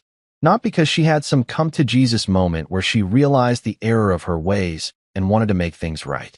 She pleaded guilty because Dana Ortiz had built a case so airtight you could store leftovers in it. And even Claire's public defender, who'd been replaced by a slightly more experienced public defender after the first one basically admitted he was in over his head, knew that going to trial would just make everything worse. I wasn't there for the plea hearing. Didn't want to be. Rivera called me afterwards, gave me the rundown. Claire had stood in front of Judge Morales, answered his questions in that quiet voice people use when they're admitting to crimes that will define the rest of their life, and formally pleaded guilty to credit card fraud, identity theft, and money laundering. 3 felonies. The kind that don't go away. The kind that follow you forever, show up on background checks, make employers nervous, turn you into a cautionary tale at fraud prevention seminars. Sentencing came 2 months after that. This time I showed up, not because I wanted to see Claire, but because I felt like I owed it to the 43 victims whose card information she'd stolen and used. Someone should be there representing all the people whose lives she'd messed up while funding her luxury lifestyle fantasy. The courtroom was the same. Same beige walls, same uncomfortable benches, same American flag. But this time it felt heavier somehow. More final. Arraignment is just the beginning. Sentencing is the end.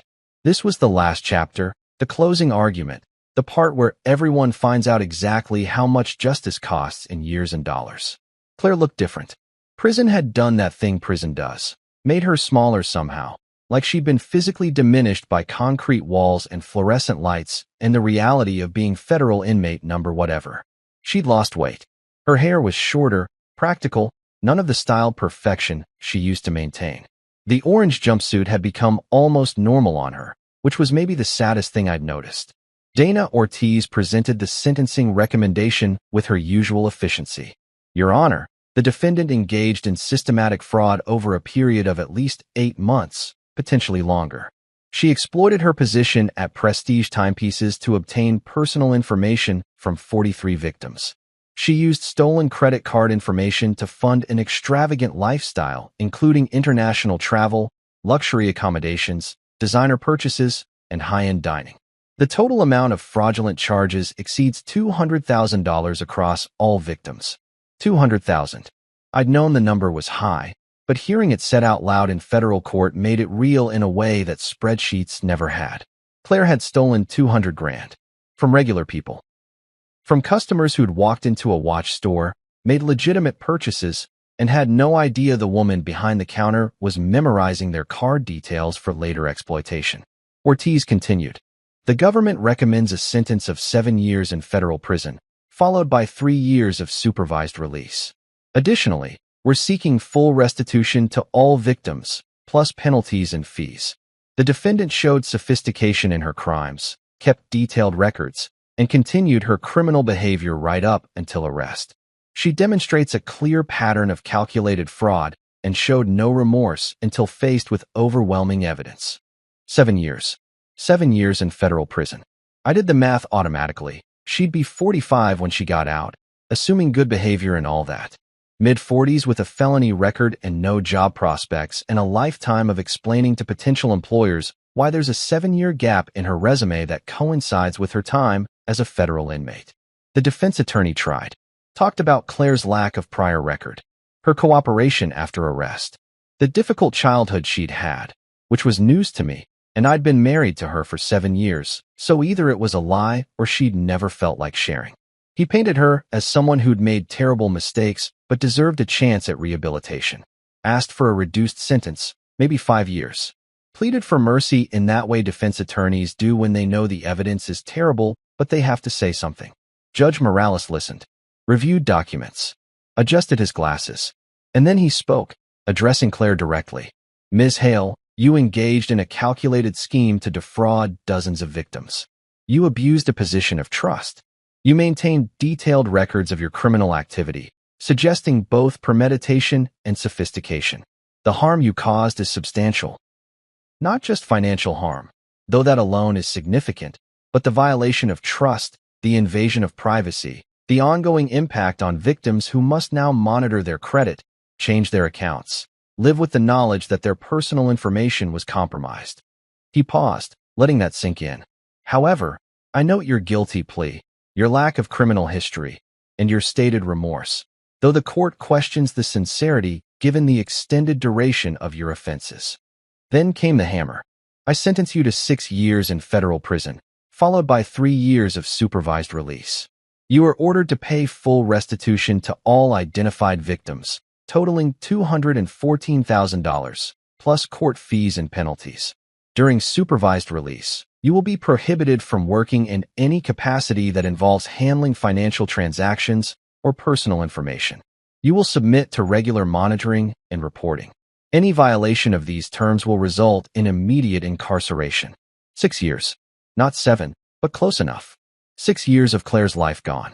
6 years in federal prison, which from everything I knew about the system would be medium security, probably somewhere in Texas or maybe Oklahoma. Not the dangerous kind of prison you see in movies, but not summer camp either. Just years of structured monotony, the slow grind of time served. The reality of consequences finally catching up with choices. They led her away. She didn't look at me this time either. Maybe she'd finally accepted that whatever we'd had was over. That the man she'd married and the man who'd helped send her to prison were the same person, and that paradox was too complicated to process while wearing handcuffs. The restitution part was almost funny in a dark way. $214,000. Claire didn't have $214,000. She'd spent it all on the lifestyle she was trying to maintain, which meant she'd be making payments probably for the rest of her life, assuming she ever got a job that paid more than minimum wage with a felony record.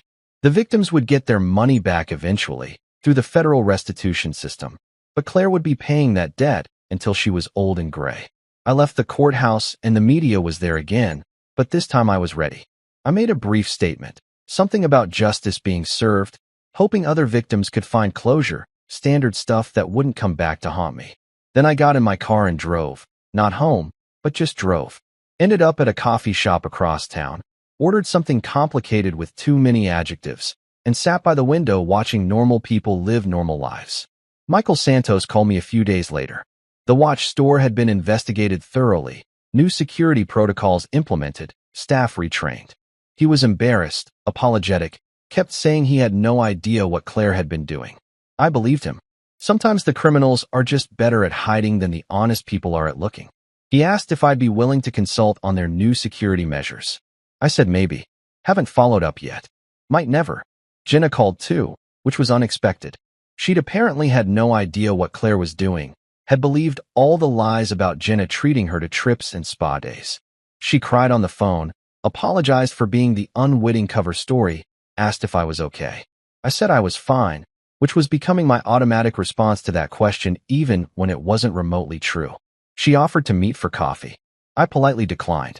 Some connections are better left severed. I moved out 8 months after the sentencing. Not because I had to. The house was mine, legally speaking, part of the divorce settlement that went through while Claire was in federal prison, but because I couldn't live there anymore. Every room had memories. Every piece of furniture had a story. The whole place felt haunted by the ghost of a marriage that had died months ago, but was still decomposing in the corners. Found a smaller place across town. 1-bedroom apartment, minimal furniture, the kind of space that didn't have room for baggage either physical or emotional. Started over from scratch. New job too. Took a position with a cybersecurity firm that specialized in helping fraud victims protect their information. Used my story in the interview. They loved it.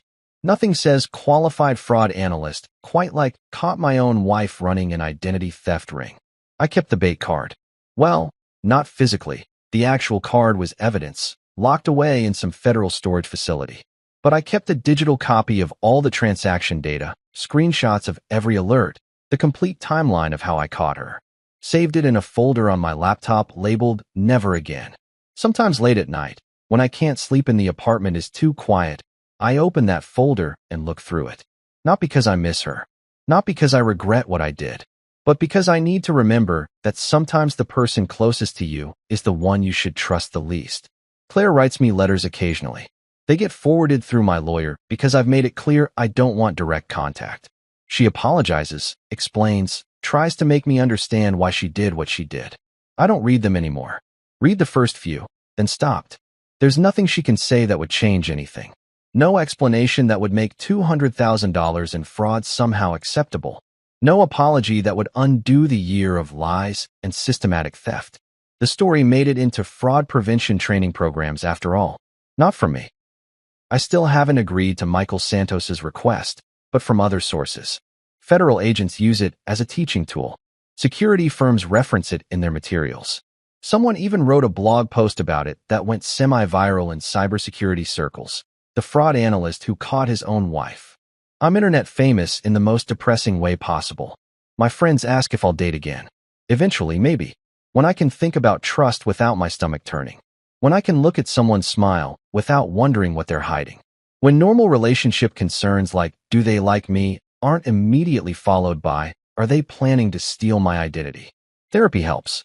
I go once a week, talk about betrayal and trust issues and how to rebuild a life after the foundation cracks.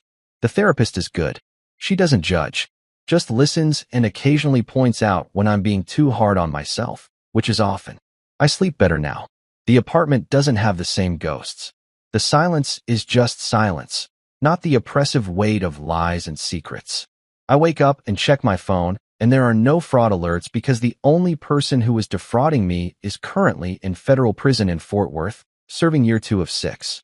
Final thought, the one I come back to when I'm trying to make sense of everything. Claire thought London would change her life. Thought those first-class tickets and that luxury hotel and all those stolen moments of pretend wealth would somehow transform her into the person she wanted to be. She was right about the life-changing part, just wrong about the direction. London didn't make her rich and fabulous. London, or more specifically, trying to get to London on stolen money, changed her address from a comfortable suburban house to Federal Prison Unit C Block. Same transformation, different destination. Funny how that works. I still have the bait card data, my monument to one of the dumbest, most stylish crimes I've ever tracked. Sometimes I look at it and laugh. Sometimes I look at it and feel sad. Mostly I just look at it and remember that justice isn't always satisfying. Truth isn't always healing. And sometimes doing the right thing just means you get to be the guy who sent his wife to prison and has to live with that forever. But at least I sleep at night. And in federal prison somewhere in Texas. Maybe Claire finally does too. When I told my wife that I was very excited and looking forward to her sister's law school graduation tomorrow, my wife replied, "IT was last week. Paying her fees doesn't make you that important." A month later, they begged to reverse what I did. I said no. You know those moments when life politely slaps you in the face, then offers you a refund in sarcasm? Yeah, that was me last Tuesday, standing in our kitchen like some kind of discount greeting card model, holding a gift bag that cost more than my weekly grocery budget, smiling like an absolute idiot who still believed in the basic concept of family communication. I had spent the better part of my lunch break hunting down the perfect graduation gift for Clara, my sister-in-law, because apparently I'm the kind of guy who thinks thoughtfulness still matters in a world where people ghost you after you Venmo them rent money. The gift bag was one of those fancy ones too, not the crinkled dollar store variety. I'm talking about the boutique joint with the ribbon handles that practically screamed, "I care about your achievements and also have disposable income."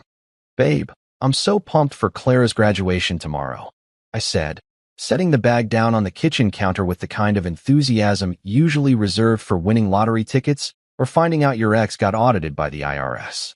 Finally seeing her walk that stage after all those late-night study sessions, all those times she called crying about case law and constitutional amendments. Man, it's going to be emotional watching her get that diploma. I was genuinely excited, which in retrospect makes me look like an even bigger chump than I already felt. I had been there for every panicked 3 a.m. phone call about the Socratic method, every breakdown about tort law, every existential crisis about whether she'd picked the right career path. I'd listened, encouraged, and most importantly, funded the entire operation like some kind of educational sugar daddy, without the weird implications. My wife, Monica, didn't even look up from her phone when I spoke, which should have been my first clue that something was cosmically wrong with this entire situation. She was doing that thing where she scrolls through Instagram with her thumb moving at approximately the speed of light, probably double-tapping on pictures of someone's overpriced brunch or a motivational quote superimposed over a sunset. Her face had that blank expression people get when they're about to deliver news that'll ruin your whole week, but they're trying to figure out how to phrase it so they don't look like the bad guy. "Oh, that was last week," she said, her voice flatter than a pancake that gave up on life. Then she added, without even blinking, without a single molecule of remorse or acknowledgement that this might be important information to share with the person who basically funded the entire degree. Paying her fees doesn't make you that important. Let me tell you something about that moment right there. That specific combination of words delivered with the emotional warmth of a DMV employee on their last day before retirement. It wasn't just a statement. It was a revelation, an epiphany, a cosmic kick in the teeth delivered by the universe with surgical precision. Imagine paying thousands upon thousands of dollars for someone's education, sacrificing your own wants and needs, postponing that vacation you'd been dreaming about, driving a car that makes concerning noises because you prioritized someone else's tuition over your own basic maintenance, only to be told you're basically background furniture. You're the IKEA bookshelf of the family, functional, necessary for holding up important stuff, but absolutely not invited to the family photo. I stood there in our kitchen, which suddenly felt about 20 degrees colder despite the fact that our heating bill was absurdly high because Monica liked to keep the thermostat at tropical resort during winter months, blinking at her like my brain had just encountered a fatal error and was desperately trying to reboot. You know that Windows screen that pops up when your computer realizes it's screwed? That blue screen of death?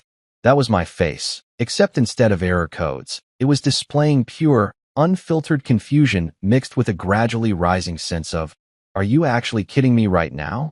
My mouth opened and closed a few times, making me look like a goldfish who'd just discovered his bowl was actually a prison and his whole life had been a lie. It wasn't just about missing a graduation, though let's be real, that sucked harder than a vacuum cleaner on steroids. It was the sudden, crystallizing realization that I was the ATM in human form, the walking, talking bank account that dispensed cash on demand but didn't warrant an invitation to the actual celebration. I was basically that fee-free ATM you find in sketchy convenience stores. Convenient, always accessible, and completely taken for granted. Nobody sends a thank you card to an ATM.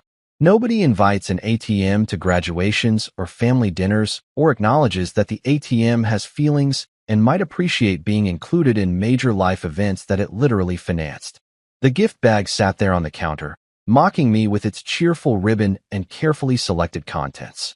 I'd spent 2 hours picking out the perfect pen set, one of those fancy ones that lawyers supposedly love, the kind that makes you feel important when you're signing documents. I'd included a heartfelt card where I'd written something embarrassingly sincere about how proud I was of her accomplishments.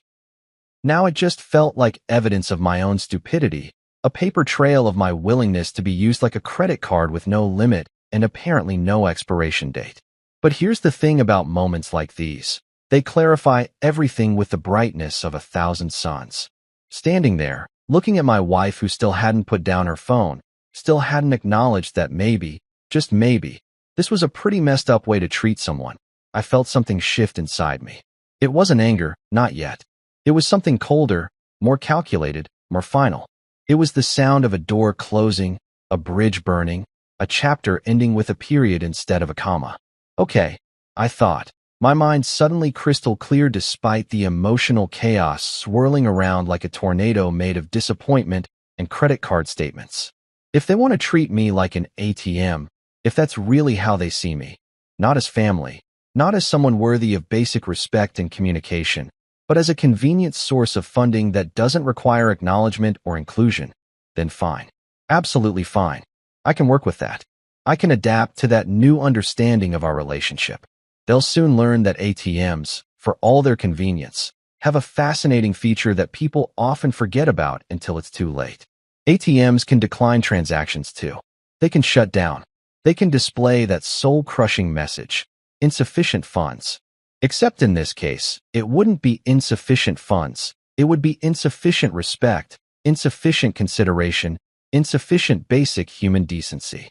I picked up the gift bag slowly, feeling its weight in my hand, and walked past Monica without saying another word. She didn't look up, didn't ask where I was going, didn't seem to register that anything significant had just happened. But something had happened, something irreversible and absolute. The guy who'd walked into that kitchen 5 minutes ago, excited and hopeful and stupidly optimistic, he was gone. The guy walking out was someone different, someone who'd just learned an expensive lesson about the difference between being loved and being useful, between being family and being a resource. As I headed toward my office, the one room in the house that was actually mine, filled with my stuff, my space, my sanctuary, I started doing what I do best. I started calculating, planning, organizing the chaos into neat columns of numbers and possibilities. See, most people don't know this about me, but I work in finance. I'm good with numbers, really good. I understand cash flow and assets and leverage, and most importantly, I understand how to build systems and how to dismantle them with equal precision. And right then, standing in the hallway with a graduation gift for an event I wasn't invited to, I began constructing the framework for the most satisfying spreadsheet I'd ever create. They wanted me to be an ATM? Perfect. But every ATM has an owner, someone who controls the access codes, someone who decides when it's operational and when it's out of service. And this particular ATM was about to undergo some serious maintenance. Monica's family had always been like that free trial app you forget to cancel. You know the kind I'm talking about, right? The one that seems totally harmless at first, maybe even useful, offering you all these premium features for just 99 cents for the first month, and you think, hey, that's a pretty sweet deal. I can definitely remember to cancel this before they start charging me the full price. Except you don't remember, because life happens and you're busy and distracted, and suddenly 3 months later you're looking at your credit card statement wondering why there's a $40 charge for some meditation app you used exactly once while sitting in traffic. That was Monica's family in a nutshell. Harmless at first, almost charming in their neediness, but eventually billing you for your soul in installments you never quite agreed to but somehow kept paying anyway. Her sister Clara? Oh man, where do I even start with Clara? I'd funded her entire law degree, and I'm not talking about just tuition here, folks. I'm talking about the whole enchilada, the complete package, the all-inclusive resort experience of higher education. Tuition? Check. And that was the easy part. Just a nice casual $40,000 per year that made my accountant weep softly into his calculator. Books? Absolutely. Because apparently law textbooks are printed on pages made from unicorn tears and bound with dragon leather, judging by the price tags that made my credit card physically recoil in horror. Housing? Of course, because Clara needed to live in one of those upscale student apartments near campus. The kind with a gym she never used and a study lounge that was really just Instagram backdrop material. And let's not forget her coffee for studying budget, which was supposedly essential for her academic success, but somehow mysteriously included new AirPods, a MacBook upgrade, and what I'm pretty sure was a weekend trip to Miami that she claimed was for a legal conference. But her Instagram stories told a very different tale involving beach clubs and bottles of champagne that cost more than my monthly car payment. Her parents? Now those two were a special breed of financial vampires wrapped in the cozy sweater of parental authority. They'd called me son, right up until the exact moment I stopped sponsoring their vacation emergencies, which was a term they used with alarming frequency for people who seemed to have a vacation emergency every other month. Apparently, Monica's dad needed to go to Vegas for his mental health approximately 4 times a year, and each time it was presented as this urgent, absolutely necessary thing for his well-being. Like if he didn't get to play blackjack and eat at overpriced buffets, he might actually perish from stress. Monica's mom had her own version of vacation emergencies, which usually involved spa retreats in Sedona or wine country tours in Napa, all of which were framed as self-care, but really just translated to send money so I can drink expensive wine and complain about my back pain to strangers in bathrobes. And Monica? Oh, my sweet, beautiful, manipulative wife had mastered the art of saying we when she meant me, with the skill of a seasoned politician dodging questions about their offshore accounts. We should help my parents with their mortgage this month, she'd say, except we meant my paycheck, my savings account, my bonus that I'd worked 60-hour weeks to earn. We need to make sure Clara has everything she needs for school, she'd announce, as if we were both equally contributing to this financial black hole, when in reality, I was the sole sponsor of the Clara Educational Fund, while Monica contributed moral support and the occasional text message asking how her sister was doing. It was linguistic gymnastics at an Olympic level, the way she could make my money sound like our collective responsibility, turning my bank account into a community resource like some kind of financial potluck where I brought the entire meal and everyone else brought paper plates. Looking back now, with the crystal clear vision that only comes from having your face repeatedly smacked by reality's cold, unforgiving hand, I should have noticed the red flags waving so frantically they could have generated electricity. Like when they called my car our family SUV. Even though it had my name on the loan, my signature on approximately 73 pieces of paperwork, and my soul attached to the monthly payment plan that stretched out before me like a highway to financial purgatory. But no, it was our SUV because Monica's mom needed rides to her book club, and Clara needed to borrow it for weekend trips, and Monica's dad somehow thought it was totally reasonable to take it for a week when his car was in the shop, returning it with an empty gas tank and mysterious stains on the back seat that I chose not to investigate, because sometimes ignorance really is bliss. Their fingerprints were literally all over the paint, smudged on the doors and windows like evidence at a crime scene, while my name sat alone on all the official documents, shouldering the burden of ownership without any of the actual control. The red flags were everywhere, honestly, flying at full mast like I was living at the United Nations of financial abuse. There was the time Monica's parents asked to borrow $5,000 for a roof repair that somehow never actually happened, but they did manage to take a cruise to the Bahamas that same month. There was Clara's insistence that I co-sign her credit card because it would help her build credit, which really meant I got to watch her max it out on designer handbags and brunch dates while I received the lovely notifications about approaching credit limits. There was Monica's habit of making major purchases and then informing me about them after the fact, always with that same innocent smile and the explanation that she knew I wouldn't mind because I was so generous, which is just code for, I'm going to spend your money and frame it as a personality trait of yours rather than a boundary violation on my part. Still, I kept quiet through all of it, playing the role of the accommodating husband, the supportive brother-in-law, the reliable son-in-law who could always be counted on to open his wallet when the family needed something. I told myself that love meant sacrifice, that family was about being there for each other, that money wasn't as important as relationships and maintaining harmony. I swallowed my frustration when Clara didn't thank me for her tuition payments, just sent a casual text asking when the next semester's fees would be processed. I bit my tongue when Monica's parents made jokes about how lucky their daughter was to have married someone stable, which was their polite way of saying, with money we can access. I smiled and nodded when Monica explained that her family was just going through a rough patch and needed our help, even though the rough patch had been going on for the entire 6 years of our marriage and showed no signs of smoothing out. I convinced myself that this was normal, that all families operated this way, that I was being the bigger person by providing financial support without expecting recognition or even basic gratitude. I told myself stories about how they really did appreciate me, they just weren't good at expressing it, and that someday they'd realize how much I'd done for them, and there'd be this beautiful moment of acknowledgement and appreciation.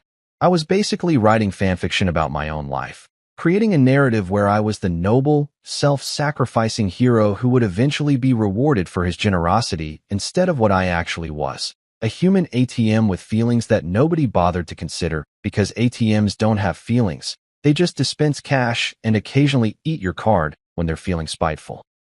Now, standing in my office with that ridiculous graduation gift bag sitting on my desk like a monument to my own stupidity, it just felt like stupidity with a receipt, a paper trail of my willingness to be used and discussed.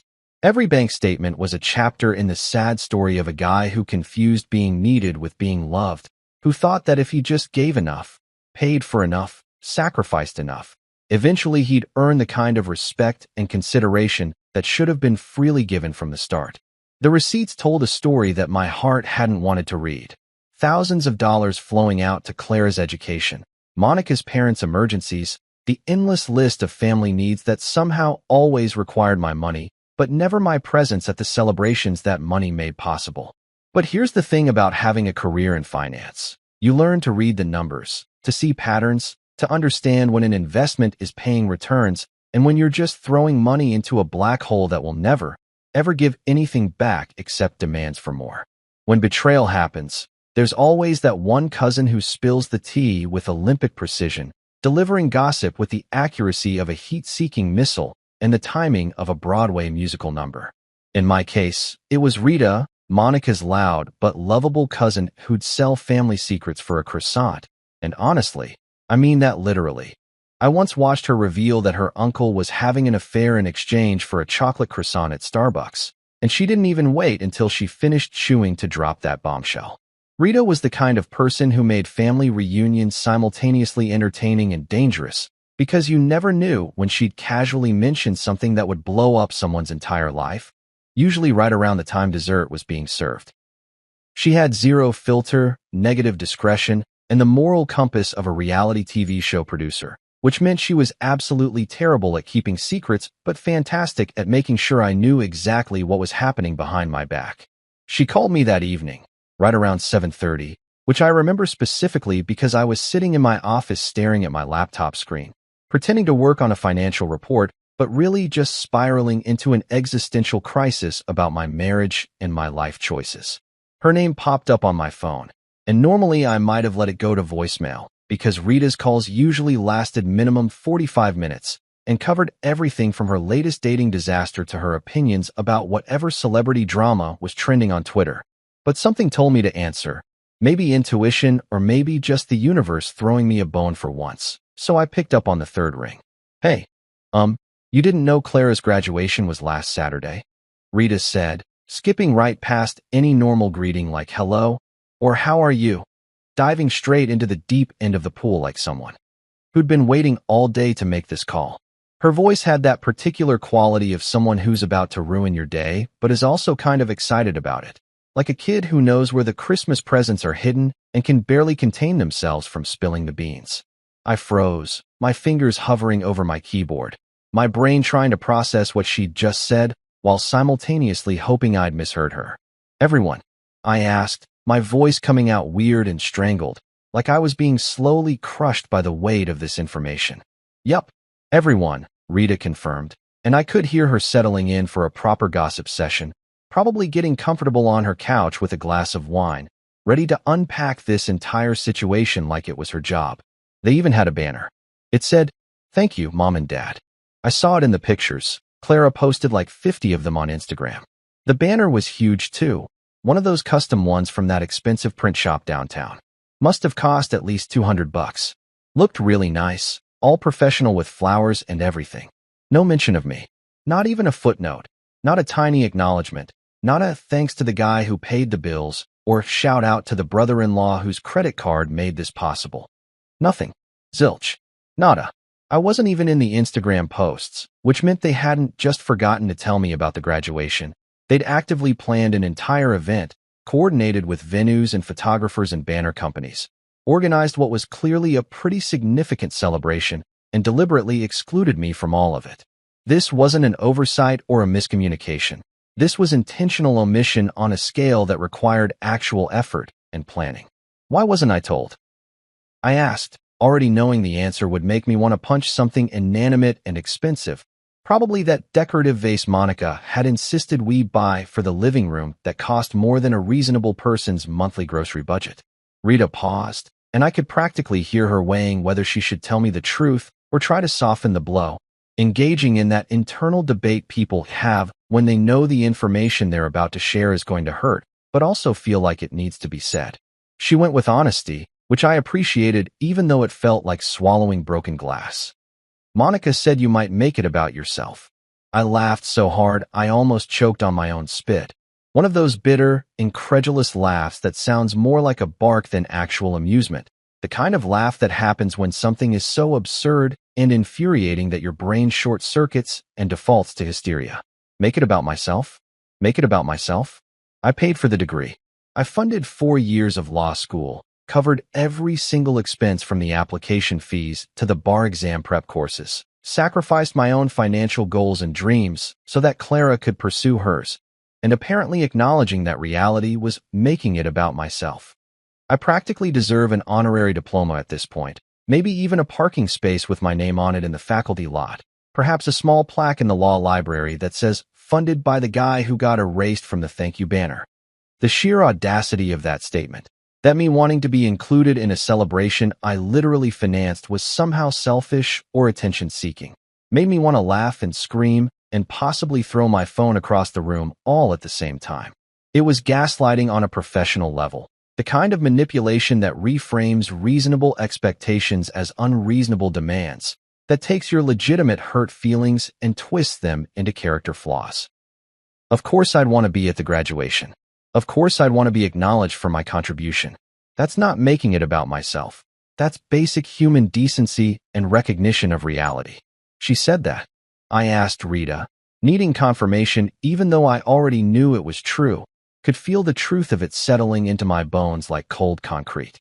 Word for word, Rita confirmed, her voice sympathetic now, probably recognizing that she'd just detonated a bomb in my emotional landscape. I'm sorry. I thought you knew and just couldn't make it or something. I didn't realize they'd kept it from you completely.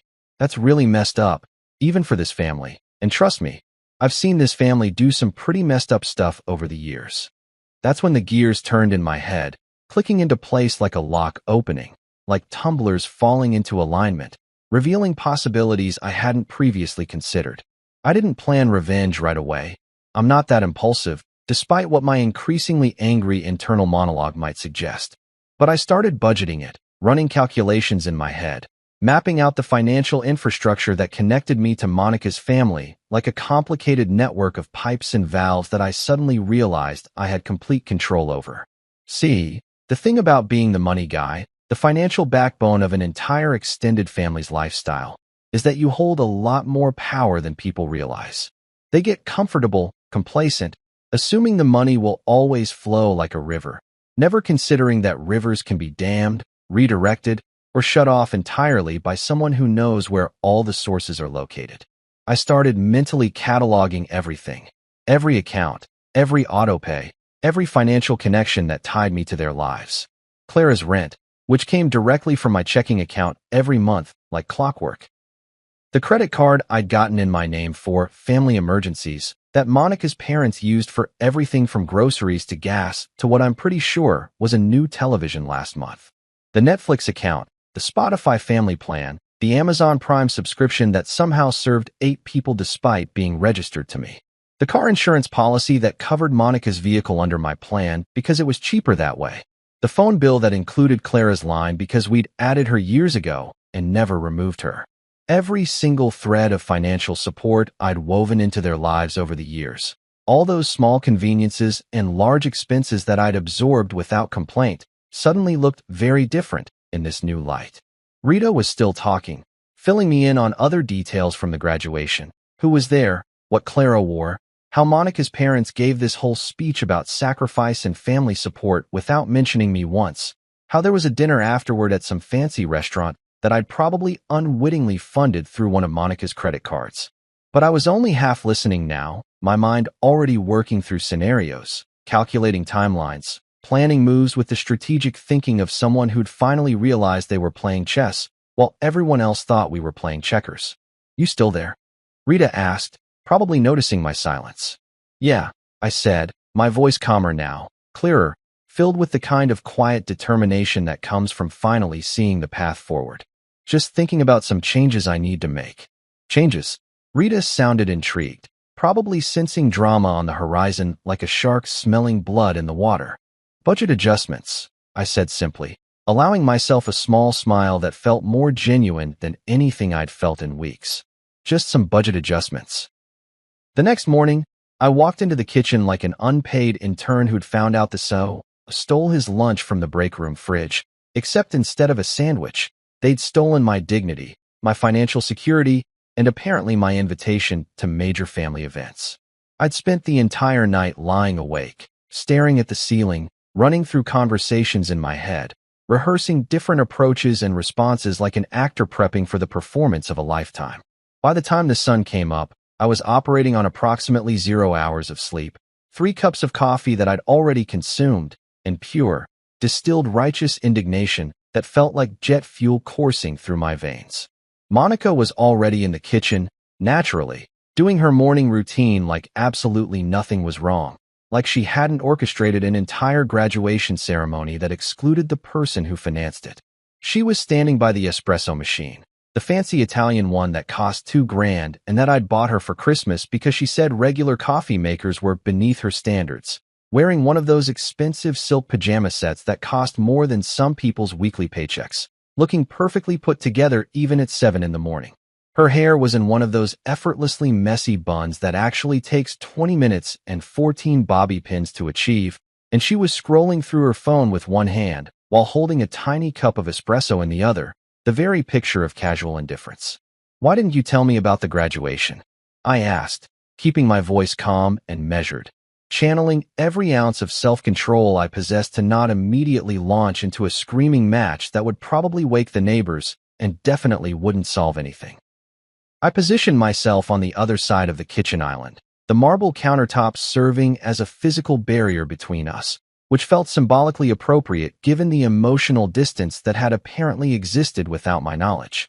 She sipped her coffee like a queen addressing a peasant who dared to question her royal decree, taking her sweet time before responding, letting the silence stretch out uncomfortably, like she was testing to see if I'd back down or rephrase the question into something less confrontational.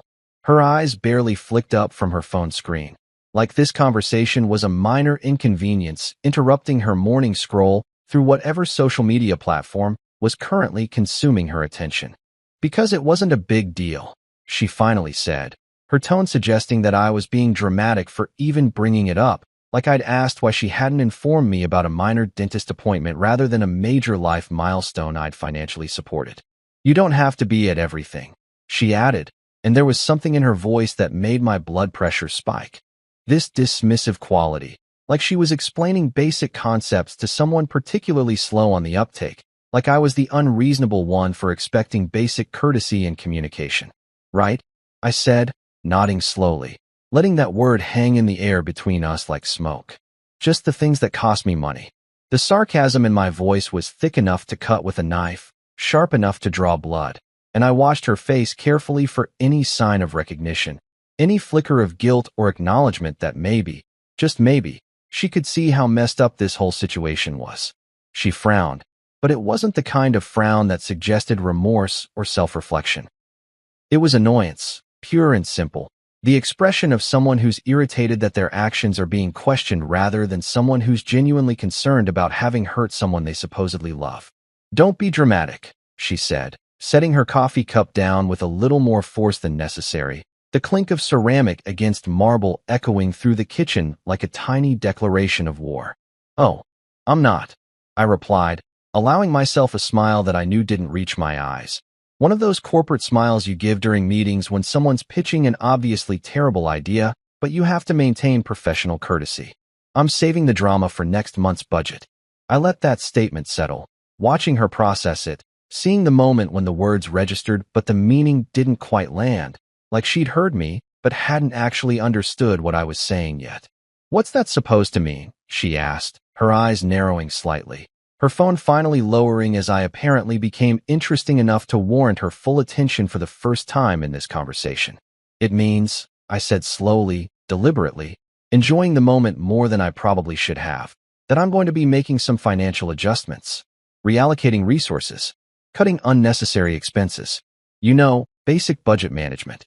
I pulled out my own phone, opening up the banking app I'd been meticulously studying for the past 12 hours, the one that showed every automatic payment, every linked account, every financial thread connecting me to this family that apparently didn't think I was important enough to include in their celebrations. Her face did this interesting thing where confusion mixed with the first tiny spark of concern, like a pilot light flickering to life in her brain, beginning to illuminate the potential consequences of her actions. "You're being ridiculous," she said, but there was less certainty in her voice now, a slight waver that suggested maybe she was starting to understand that this wasn't just another argument we'd have and then forget about by dinner time. "Am I?" I asked, genuinely curious about her perspective at this point, morbidly fascinated by how she was justifying this in her head. "Because from where I'm standing, I've been more than generous. I've funded your sister's entire education, supported your parents' lifestyle, paid for family vacations I wasn't invited on, and apparently financed a graduation celebration that I wasn't important enough to attend. So yeah, I think some budget adjustments are not just reasonable, but long overdue." That's when her parents decided to make their entrance. Because of course they did. Because the universe has a sixth sense of timing, and this confrontation apparently needed an audience. Monica's dad walked in first, wearing one of those expensive golf shirts that I'm 90% sure I bought him last Father's Day, followed by her mom in a designer tracksuit that definitely came from my credit card.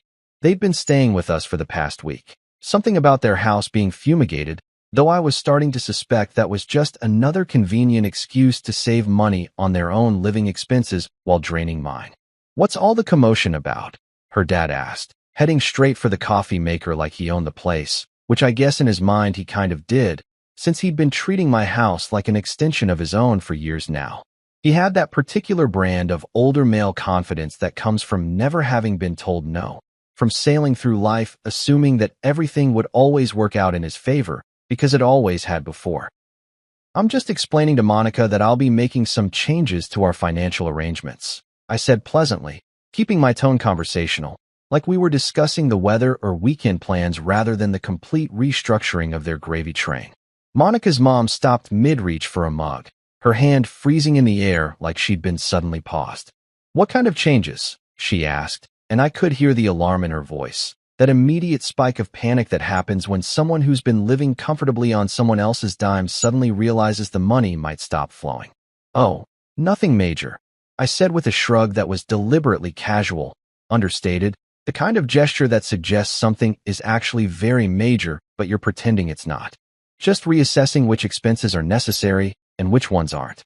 Making sure my money is going toward people and things that actually value my contribution. Basic financial responsibility, really. I'm sure you understand." Her dad bristled, his face doing that thing where men of a certain age get red around the collar when their authority is questioned. "Now hold on a minute," he started, but I cut him off, which I'd never done before, always having played the role of the respectful son-in-law who deferred to his elders even when they were being completely unreasonable.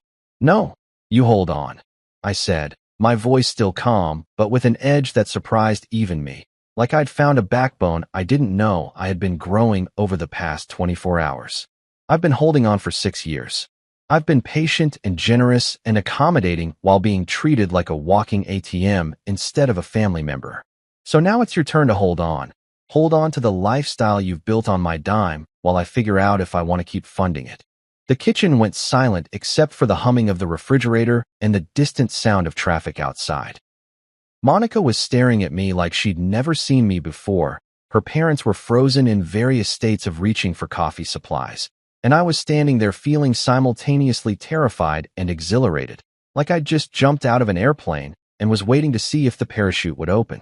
"You're taking this too far," her dad finally said, trying to regain control of the conversation, using that authoritative dad voice that probably worked on his daughters, but definitely wasn't going to work on me anymore. Taking what too far? I asked innocently. Taking my own financial security seriously? Taking care of my own interests for once? Or are you saying I'm taking it too far by expecting to be treated with basic respect and consideration? Monica stepped forward, her expression shifting to something that might have been concern or might have been strategic calculation. I honestly couldn't tell anymore. Honey, we made a mistake.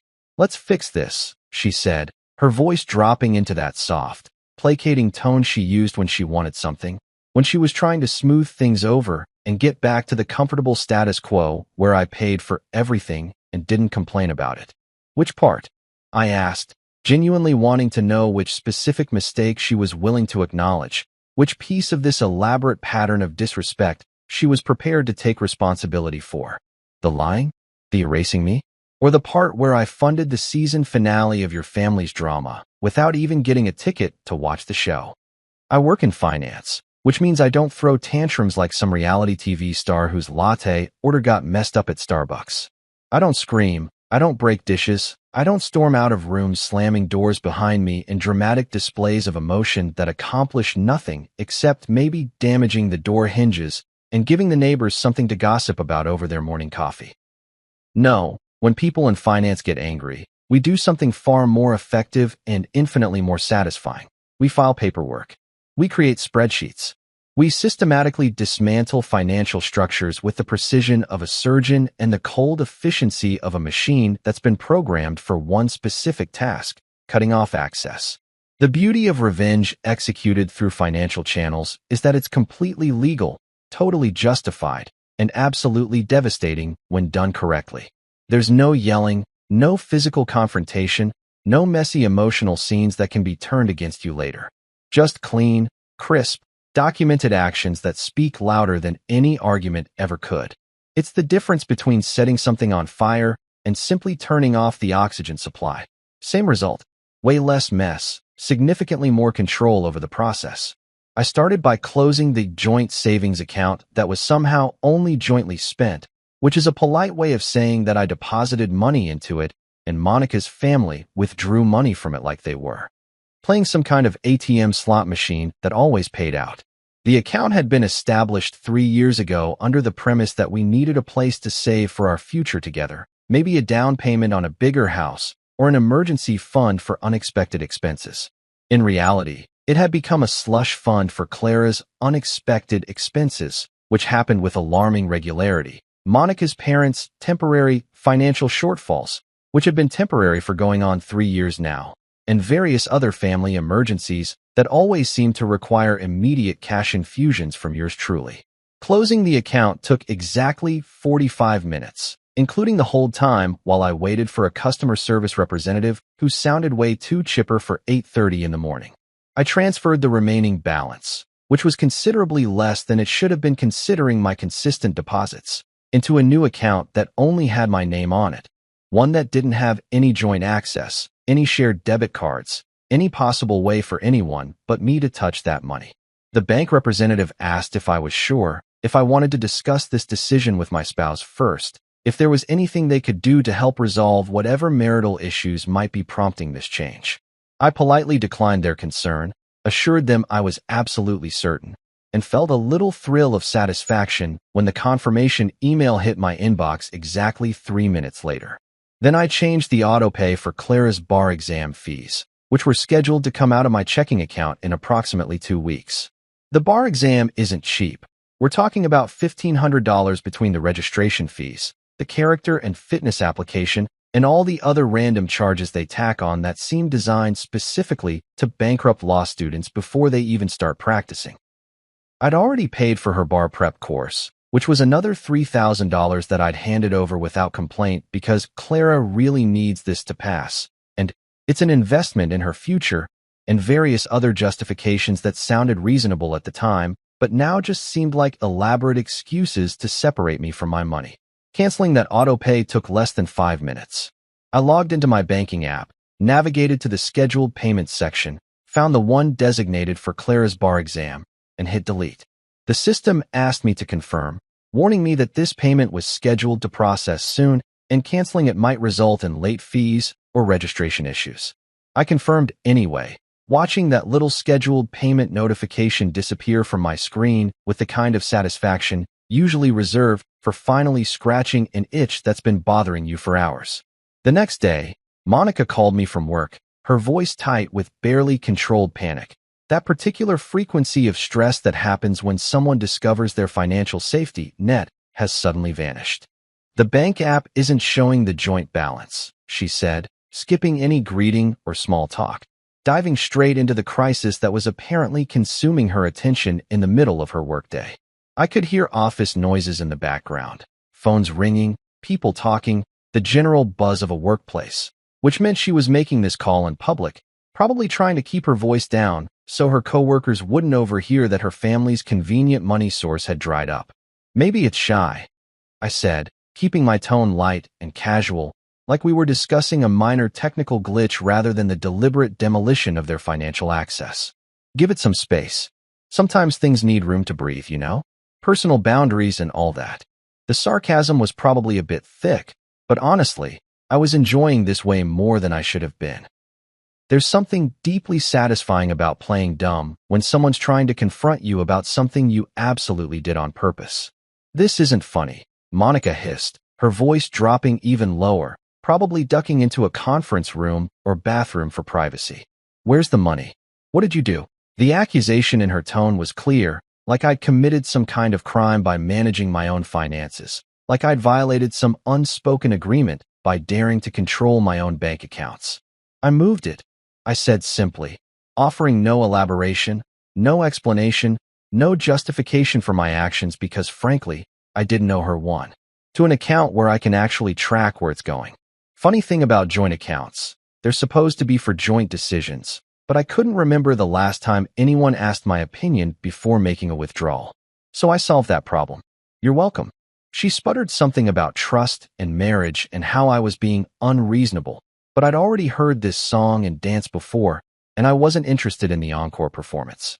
I let her vent for about 30 seconds, listening to the rising panic in her voice with the detachment of someone watching a movie they've seen before and didn't particularly like the first time, before cutting her off mid-sentence. I've got a meeting, I said, which was technically true. I had a meeting with my own sense of self-respect and boundaries, which had been languishing in a corner for the past 6 years and desperately needed some attention. We can talk about this later. Or not. I'm flexible. I hung up before she could respond, silencing my phone immediately because I knew the callbacks and text messages would start coming rapid fire, and I wasn't interested in engaging with the panic spiral that was undoubtedly beginning to unfold. Clara texted me around 3 in the afternoon, her message popping up on my screen with the kind of urgency that suggested she'd just discovered a major problem. Hey, got a notification that my bar exam payment didn't go through? The registration deadline is next week, and they're saying I need to pay ASAP or I'll lose my spot. Can you check what happened? The message was casual, almost breezy, like this was just a minor technical issue that I'd obviously want to fix immediately because that's what I always did. Fix things, solve problems, paid for stuff without question or complaint. I looked at that text for a long moment, my thumb hovering over the keyboard, thinking about all the times I'd dropped everything to handle Clara's financial emergencies, all the times I'd scrambled to make payments work, all the times I prioritized her needs over my own wants. I thought about the graduation I hadn't been invited to, the banner that thanked everyone except me, the casual dismissal of my contribution as if it meant nothing, as if I meant nothing beyond the checks I wrote and the credit cards I provided. Then I replied with the same line she'd given me once, back when I'd asked her if she appreciated the financial support I was providing, if she understood the sacrifices I was making. She'd laughed and said, "You're independent now. Time to shine." Like it was a joke, like my concern about being appreciated was somehow amusing or childish. I'd smiled at the time, pretended it didn't sting, filed it away in the back of my mind along with all the other little cuts and dismissals that I'd been collecting like painful souvenirs. "You're independent now. Time to shine." I texted back, adding a little sparkle emoji for effect, really leaning into the cheerful encouragement angle, matching the exact tone she'd used when she'd dismissed my feelings. The message showed as delivered, then as read, and I watched those three little dots appear that meant she was typing a response, then disappear, then appear again, then disappear again, like she couldn't quite figure out what to say, how to respond to having her own words reflected back at her. The silence after that text was chef's kiss perfect, the kind of profound, echoing silence that speaks volumes, that carries more weight than any angry speech or lengthy explanation could have conveyed. It was the sound of reality setting in, of consequences arriving, of someone realizing that the gravy train had not just slowed down, but had completely jumped the tracks and was now lying on its side in a ditch, on fire, with no rescue coming. I could practically hear the gears turning in her head, the dawning realization that maybe, just maybe, treating your financial benefactor like an inconvenient accessory wasn't the smartest long-term strategy. My phone stayed mercifully quiet for the rest of the afternoon, which meant they were probably having an emergency family meeting, gathering together to discuss this unexpected crisis, trying to figure out how to handle the situation now that their reliable money source had suddenly developed opinions and boundaries. I imagined them sitting around Monica's parents' dining room table, the one I'd helped them buy when they claimed their old one was falling apart, discussing strategies, maybe trying to figure out if I was bluffing, if this was just a temporary tantrum that would blow over if they waited it out or applied the right pressure. Revenge tastes best when it's notarized, stamped with an official seal, and filed in triplicate with the appropriate governmental agencies. There's something deeply satisfying about taking raw emotion, anger, hurt, betrayal, and transforming it into legally binding documents that have the weight of law behind them. It's like turning your feelings into weapons that can't be argued with, can't be dismissed, can't be sweet-talked or manipulated away because they're right there in black and white with signatures and dates and legal language that doesn't care about anyone's feelings. I met Ms. Linda Carmichael on a Thursday afternoon at her office in downtown, one of those sleek law firms on the 20th floor with floor-to-ceiling windows that make you feel like you're floating above the city, looking down on all the regular people dealing with their regular problems while you handle serious business.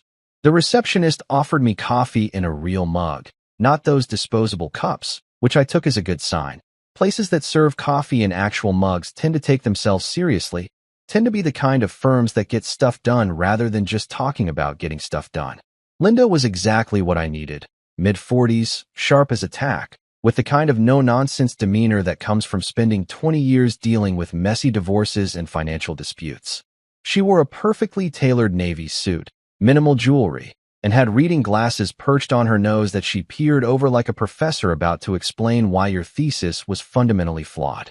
Her handshake was firm, her office was organized, and her first question was, "How much documentation do you have?" which told me she was already thinking 3 steps ahead. I'd brought everything. Bank statements going back 6 years, receipts for major purchases, documentation of every tuition payment, every loan, to Monica's parents that had never been repaid, every expense I'd covered for Clara's education. I'd spent the previous 2 nights organizing it all into a binder with colored tabs and chronological order, because if I was going to do this, I was going to do it right. The binder landed on her desk with a satisfying thunk that made Linda's eyebrows rise appreciatively. "Someone's been keeping records," she said, flipping through the pages with the speed of someone who knows exactly what they're looking for. Her eyes scanned the numbers, her expression remaining neutral but her occasional nod suggesting she was finding exactly what she needed. "This is good. This is very good. Most people who come in here have maybe a few bank statements and a vague sense of being wronged. You've got a paper trail that could stretch to the moon." She reviewed every document methodically, occasionally pausing to make notes on a legal pad in handwriting that was somehow both neat and indecipherable, the way doctors and lawyers write, like they're using a code only they can read. After about 20 minutes, she looked up at me over those glasses and smiled, and it was the kind of smile that meant someone was about to have a very bad day, and for once, that someone wasn't me. "You've got every receipt," she said, tapping her pen against the legal pad with a rhythm that sounded almost triumphant. "Every transaction documented, every payment tracked, every financial contribution clearly attributed to you. If you want to cut them off legally and financially, I can lock it down today. We're talking ironclad, airtight, no loopholes to exploit, kind of locked down. They won't be able to access anything without your explicit permission, and that permission can be withheld at your discretion. Do it, I said, not even hesitating, not second-guessing, not allowing myself to feel guilty about what I was about to do. And add a cherry on top, make the house title solely mine. The house was technically in both our names, Monica and mine, but I'd paid the entire down payment, covered every mortgage payment for the past 6 years, handled all the maintenance, all the repairs, all the property taxes. She'd contributed exactly $0 to the mortgage, while simultaneously treating it like her personal castle where her family could stay rent-free whenever they felt like it. Linda nodded, already typing notes into her computer with fingers that flew across the keyboard like she was composing a symphony of legal devastation. That'll require some additional paperwork since you're currently married. We'll need to file for a formal separation of assets, potentially leading to divorce proceedings if that's the direction you want to go. But given the documentation you've provided, proof that you've been the sole financial contributor to the property, we can make a strong case for transferring full ownership to you, especially if we can demonstrate that your spouse has been financially exploitative. Financially exploitative, I repeated, testing the phrase in my mouth. It sounded so official, so legitimate, taking what I'd felt in my gut and giving it legal terminology that made it real, made it something that courts would recognize and address. Yeah, that's exactly what it's been. Can you really get the house entirely in my name? With this documentation, Linda gestured at the binder, which had become my new favorite possession. Absolutely. We'll file a petition action, demonstrate your sole financial investment in the property, establish that your spouse has contributed nothing to the mortgage or maintenance, and petition the court to award you full ownership.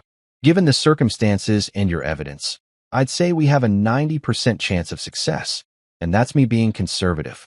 By evening, every financial tie was severed with the precision of a surgical team performing a complicated procedure.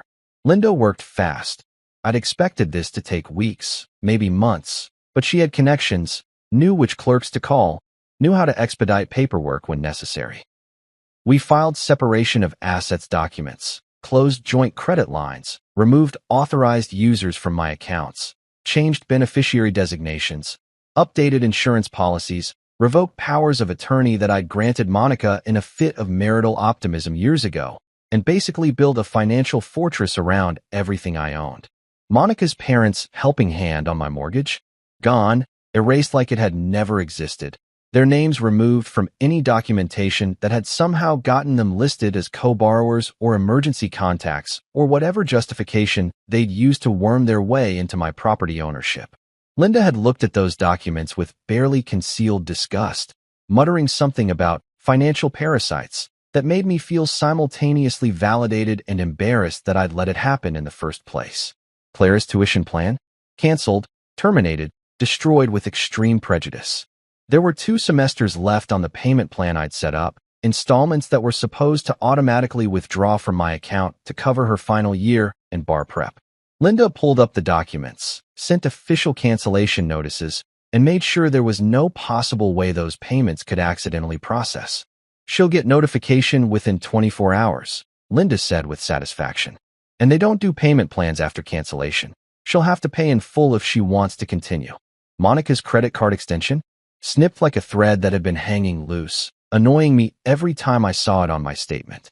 It wasn't even supposed to be an extension. It was my card, my account, but I'd added her as an authorized user years ago, and somehow that had evolved into her treating it like her personal, unlimited funding source. Her spending habits were documented in my binder too. Lunches with her friends that cost $100, shopping trips that racked up thousands, those small purchases that added up to significant chunks of my income every month. The card will be declined next time she tries to use it, Linda explained, typing something into her computer that I assumed was the cancellation request. She'll probably call the credit card company thinking it's an error, and they'll tell her the account holder, that's you, has removed her authorization. It's effective immediately. If my bank account was a castle, and trust me, after 6 years of treating it like a community resource, I was ready to embrace the castle metaphor. I'd just raised the drawbridge, filled the moat with alligators, posted archers on the walls, and hung a giant banner that said, "No entry without explicit written permission notarized by a licensed attorney." It felt good, better than good. It felt right, like I was finally taking control of something that should have always been under my control, reclaiming territory that had been occupied by foreign forces for way too long. "There's one more thing," Linda said, pulling out a document that looked particularly official, heavy paper with gold embossing. "If you're serious about protecting yourself, we should file for legal separation immediately. It stops the clock on any claims your spouse might have to future earnings, creates a clear dividing line between what's yours and what's potentially negotiable in a divorce. You don't have to file for divorce right away if you're not ready, but the legal separation gives you protection while you figure out your next moves." I looked at the document, at the blank space where my signature would go, at the legal language that would officially declare my marriage as good as over. Part of me wanted to hesitate, wanted to feel something: sadness, regret, nostalgia for what we used to have or what I thought we had. But mostly I just felt relief, like I was finally acknowledging something that had been true for a long time, but that I'd been too stubborn or too hopeful to admit. "Where do I sign?" I asked, and Linda smiled that shark smile again, sliding a pen across her desk toward me. It was a nice pen, heavy and expensive, the kind that makes signing important documents feel momentous. I picked it up, pressed it against the paper, and watched my signature flow across the line, making it official, making it real, making it impossible to pretend anymore that this marriage was anything other than a financial arrangement that had gone catastrophically wrong. As I walked out of Linda's office that evening, my phone started buzzing with texts and calls, the family panic reaching critical mass as various financial dominoes began falling.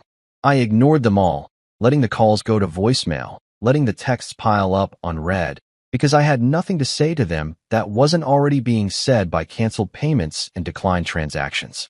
Linda had given me her card, told me to call immediately if anyone tried to pressure me, threaten me, or show up at my house uninvited. She'd also mentioned something about restraining orders if necessary, which seemed extreme but also oddly comforting, knowing that option existed if things got ugly. 3 weeks later, the panic calls started rolling in with the frequency and intensity of a natural disaster warning system. Except instead of tornadoes or hurricanes, the emergency was that their free ride had officially ended and reality was hitting them harder than a freight train with no brakes.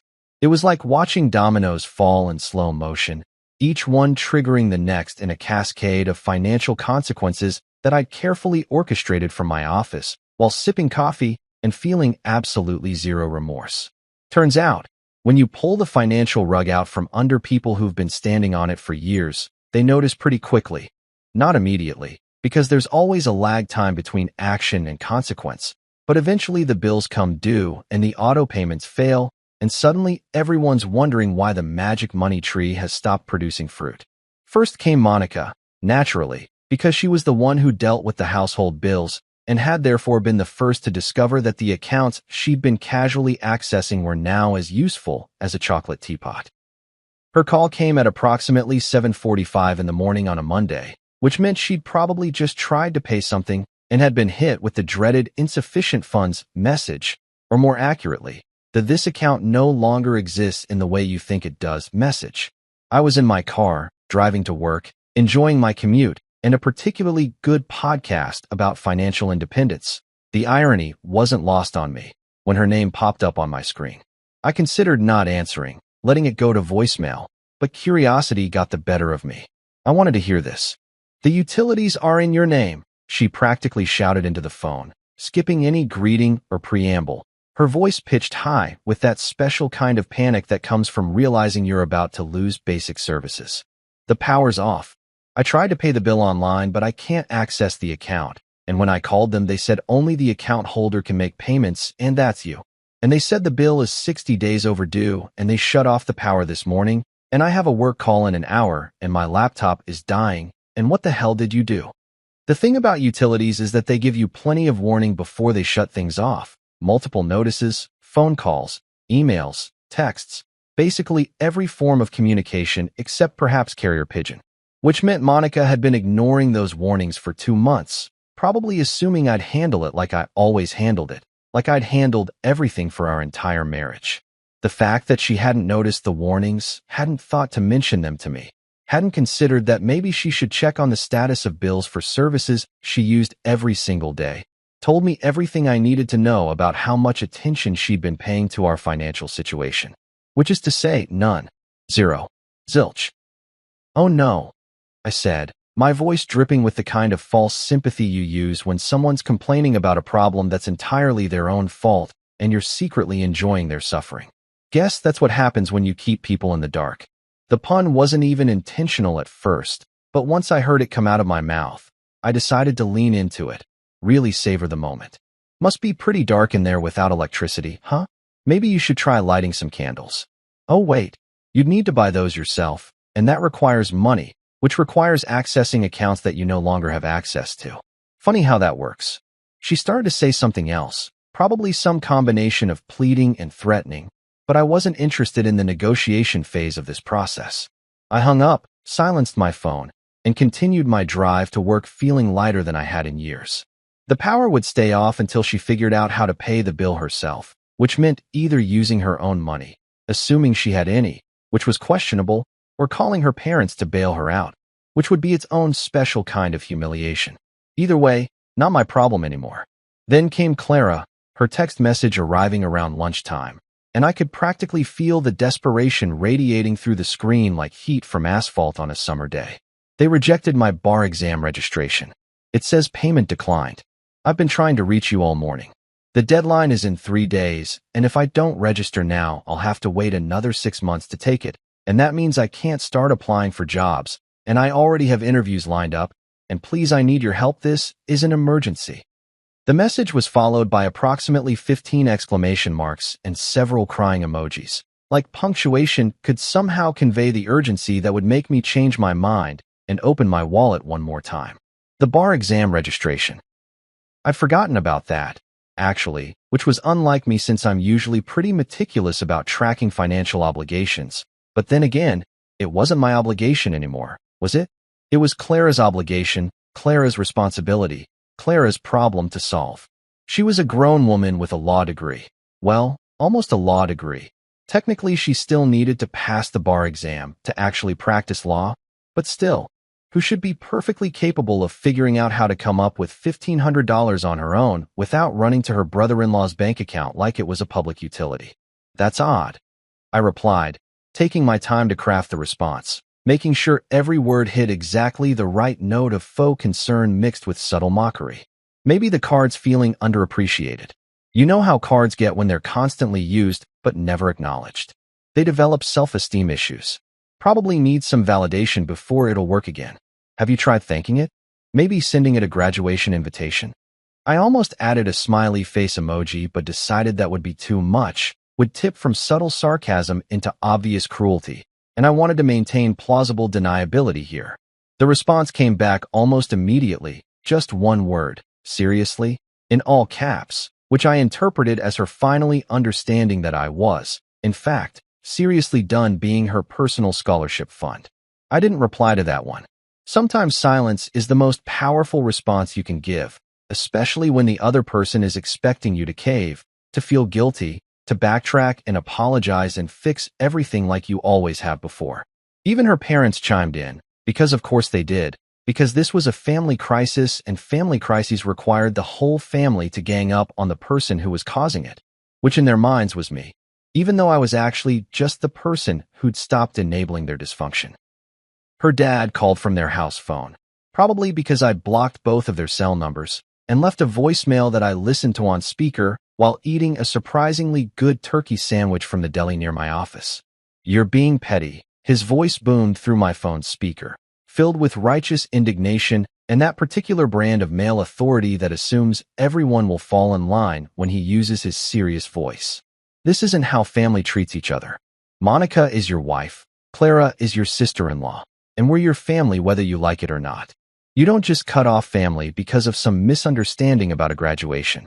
Grow up, be a man, and fix this mess you've created. Petty, I said out loud to my empty office, talking to a voicemail like it could hear me, practicing my response in case I ever decided to actually engage with these people again. I call it budget discipline. I call it financial responsibility. I call it finally having some self-respect after 6 years of being treated like an ATM with feelings that don't matter. The sandwich was really good. By the way, Perfectly balanced ratio of turkey to cheese, just the right amount of mustard. I made a mental note to get it again next week, maybe make it a regular thing. Having money to spend on myself instead of other people's crises was pretty great, turns out. At that point, my phone felt like a complaint hotline. Just constant incoming calls and messages and notifications. Everyone needing something. Everyone demanding attention. Everyone expecting me to drop everything and solve their problems like I'd been doing for years. Monica called 6 more times that day. Clara sent approximately 20 texts, progressing from pleading to angry to something that looked like bargaining. What if I pay you back? What if we set up a payment plan? What if I promise to include you in everything from now on? As if this was about money and not about fundamental respect and basic human decency. Her mom joined the texting brigade around 3 in the afternoon. I can't believe you're doing this to your own family. What would your mother think? Which was a low blow considering my mother had passed away 5 years ago and would probably have been horrified at how Monica's family had been treating me. Would have sat me down long before this and asked me why I was letting people walk all over me. But dead mothers make convenient moral authorities for people trying to guilt trip you, I guess. I considered setting up actual hold music for these calls. Maybe something ironic like Money, Money, Money by ABBA or Take the Money and Run by Steve Miller Band, just to really drive home the theme of what was happening here. But that seemed like more effort than they deserved, more engagement than I was willing to give. Instead, I just let my voicemail fill up until it was full, let my text messages pile up until they became white noise, let the panic spiral into whatever crescendo it was building toward without my participation. The only call I did answer that day was from Rita, the cousin who'd started this whole thing by telling me about the graduation I'd been excluded from. She called around 5, right as I was packing up to leave the office, and her tone was completely different from the family panic brigade. She sounded almost gleeful, like she was watching her favorite reality show and couldn't wait to give me the recap. "Oh my God, you should hear them," she said, barely pausing to breathe between words. They had an emergency family meeting at Monica's parents' house. Everyone's freaking out. Clara's crying about missing the bar exam deadline. Monica's parents are talking about having to sell their timeshare. Monica keeps saying you'll come around, that you're just upset and you'll calm down and fix everything. It's absolute chaos and honestly, I'm kind of living for it. Is that bad? That's probably bad. But also, they had this coming. I smiled, genuinely smiled, for the first time in what felt like forever. Not bad at all, I told her. Not bad at all. A month later, they showed up at my office, Monica, Clara, and her parents, all looking like extras from a financial horror movie, the kind where the monster is their own terrible life choices coming back to haunt them. They'd somehow gotten past building security, probably claiming to be clients or lying about having an appointment, and now they were standing in my office doorway looking desperate and vaguely threatening, like a badly coordinated intervention team. Monica started with her soft voice, the one she used when she wanted something expensive. "Honey, we made a mistake. Let's fix this." "Which part?" I asked, genuinely wanting to know which specific mistake she was willing to acknowledge. The lying? The erasing me? Or the part where I funded the season finale of your family's drama? Her dad tried reason. "You're taking this too far." "Oh, I agree," I said. "Next time, I'll take it even further, to court." Clara stepped forward, voice trembling. "Please, I can't register for the next exam without your help." I shrugged. "Funny, I thought paying your fees doesn't make me that important." Even my lawyer would have applauded that delivery. Within weeks, Clara moved back in with her parents, her fancy apartment near the law school becoming an unaffordable luxury without my monthly deposits. Monica tried to guilt-trip me with emotional texts, but I was immune, having built up a tolerance to manipulation over 6 years of marriage. Their fancy family brunches stopped. The perfect image cracked like cheap porcelain dropped on concrete. Neighbors started whispering about how the generous husband had walked away, and suddenly Monica's family wasn't the successful, upwardly mobile clan they pretended to be. They were broke people who'd been living on someone else's dime. Rita, the cousin with the gossip gold, kept me updated like she was reporting from a war zone. Clara's job offer fell through. The parents are behind on payments, and your wife's trying to sell her handbags online, she said during one of our weekly catch-up calls. I didn't celebrate. I just smiled quietly and poured myself a whiskey, savoring the smooth burn as it went down. After all, Karma doesn't need applause. It works freelance, bills by the hour, and always collects payment eventually. A month later, I was sitting in my backyard, watching the sunset with a calm heart and a cold drink, feeling more at peace than I had in years. The sky was doing that thing where it turns orange and pink, like nature's way of saying everything's going to be all right. Monica had moved out. Clara had finally called to say she understood why I did what I did, her voice quiet and genuinely apologetic for the first time in our entire relationship. I told her good, because this wasn't revenge, it was a refund. And that's exactly what it was, taking back what was mine, reclaiming my dignity and self-respect with interest. Her family's pride had cost them everything. Mine had earned me peace, freedom, and a bank account that was finally just mine. Sometimes you don't need to yell, argue, or explain. You just hit cancel subscription, change your password, and let people miss the access they abused. And when they beg to reverse it, you simply smile and say, sorry, no refunds.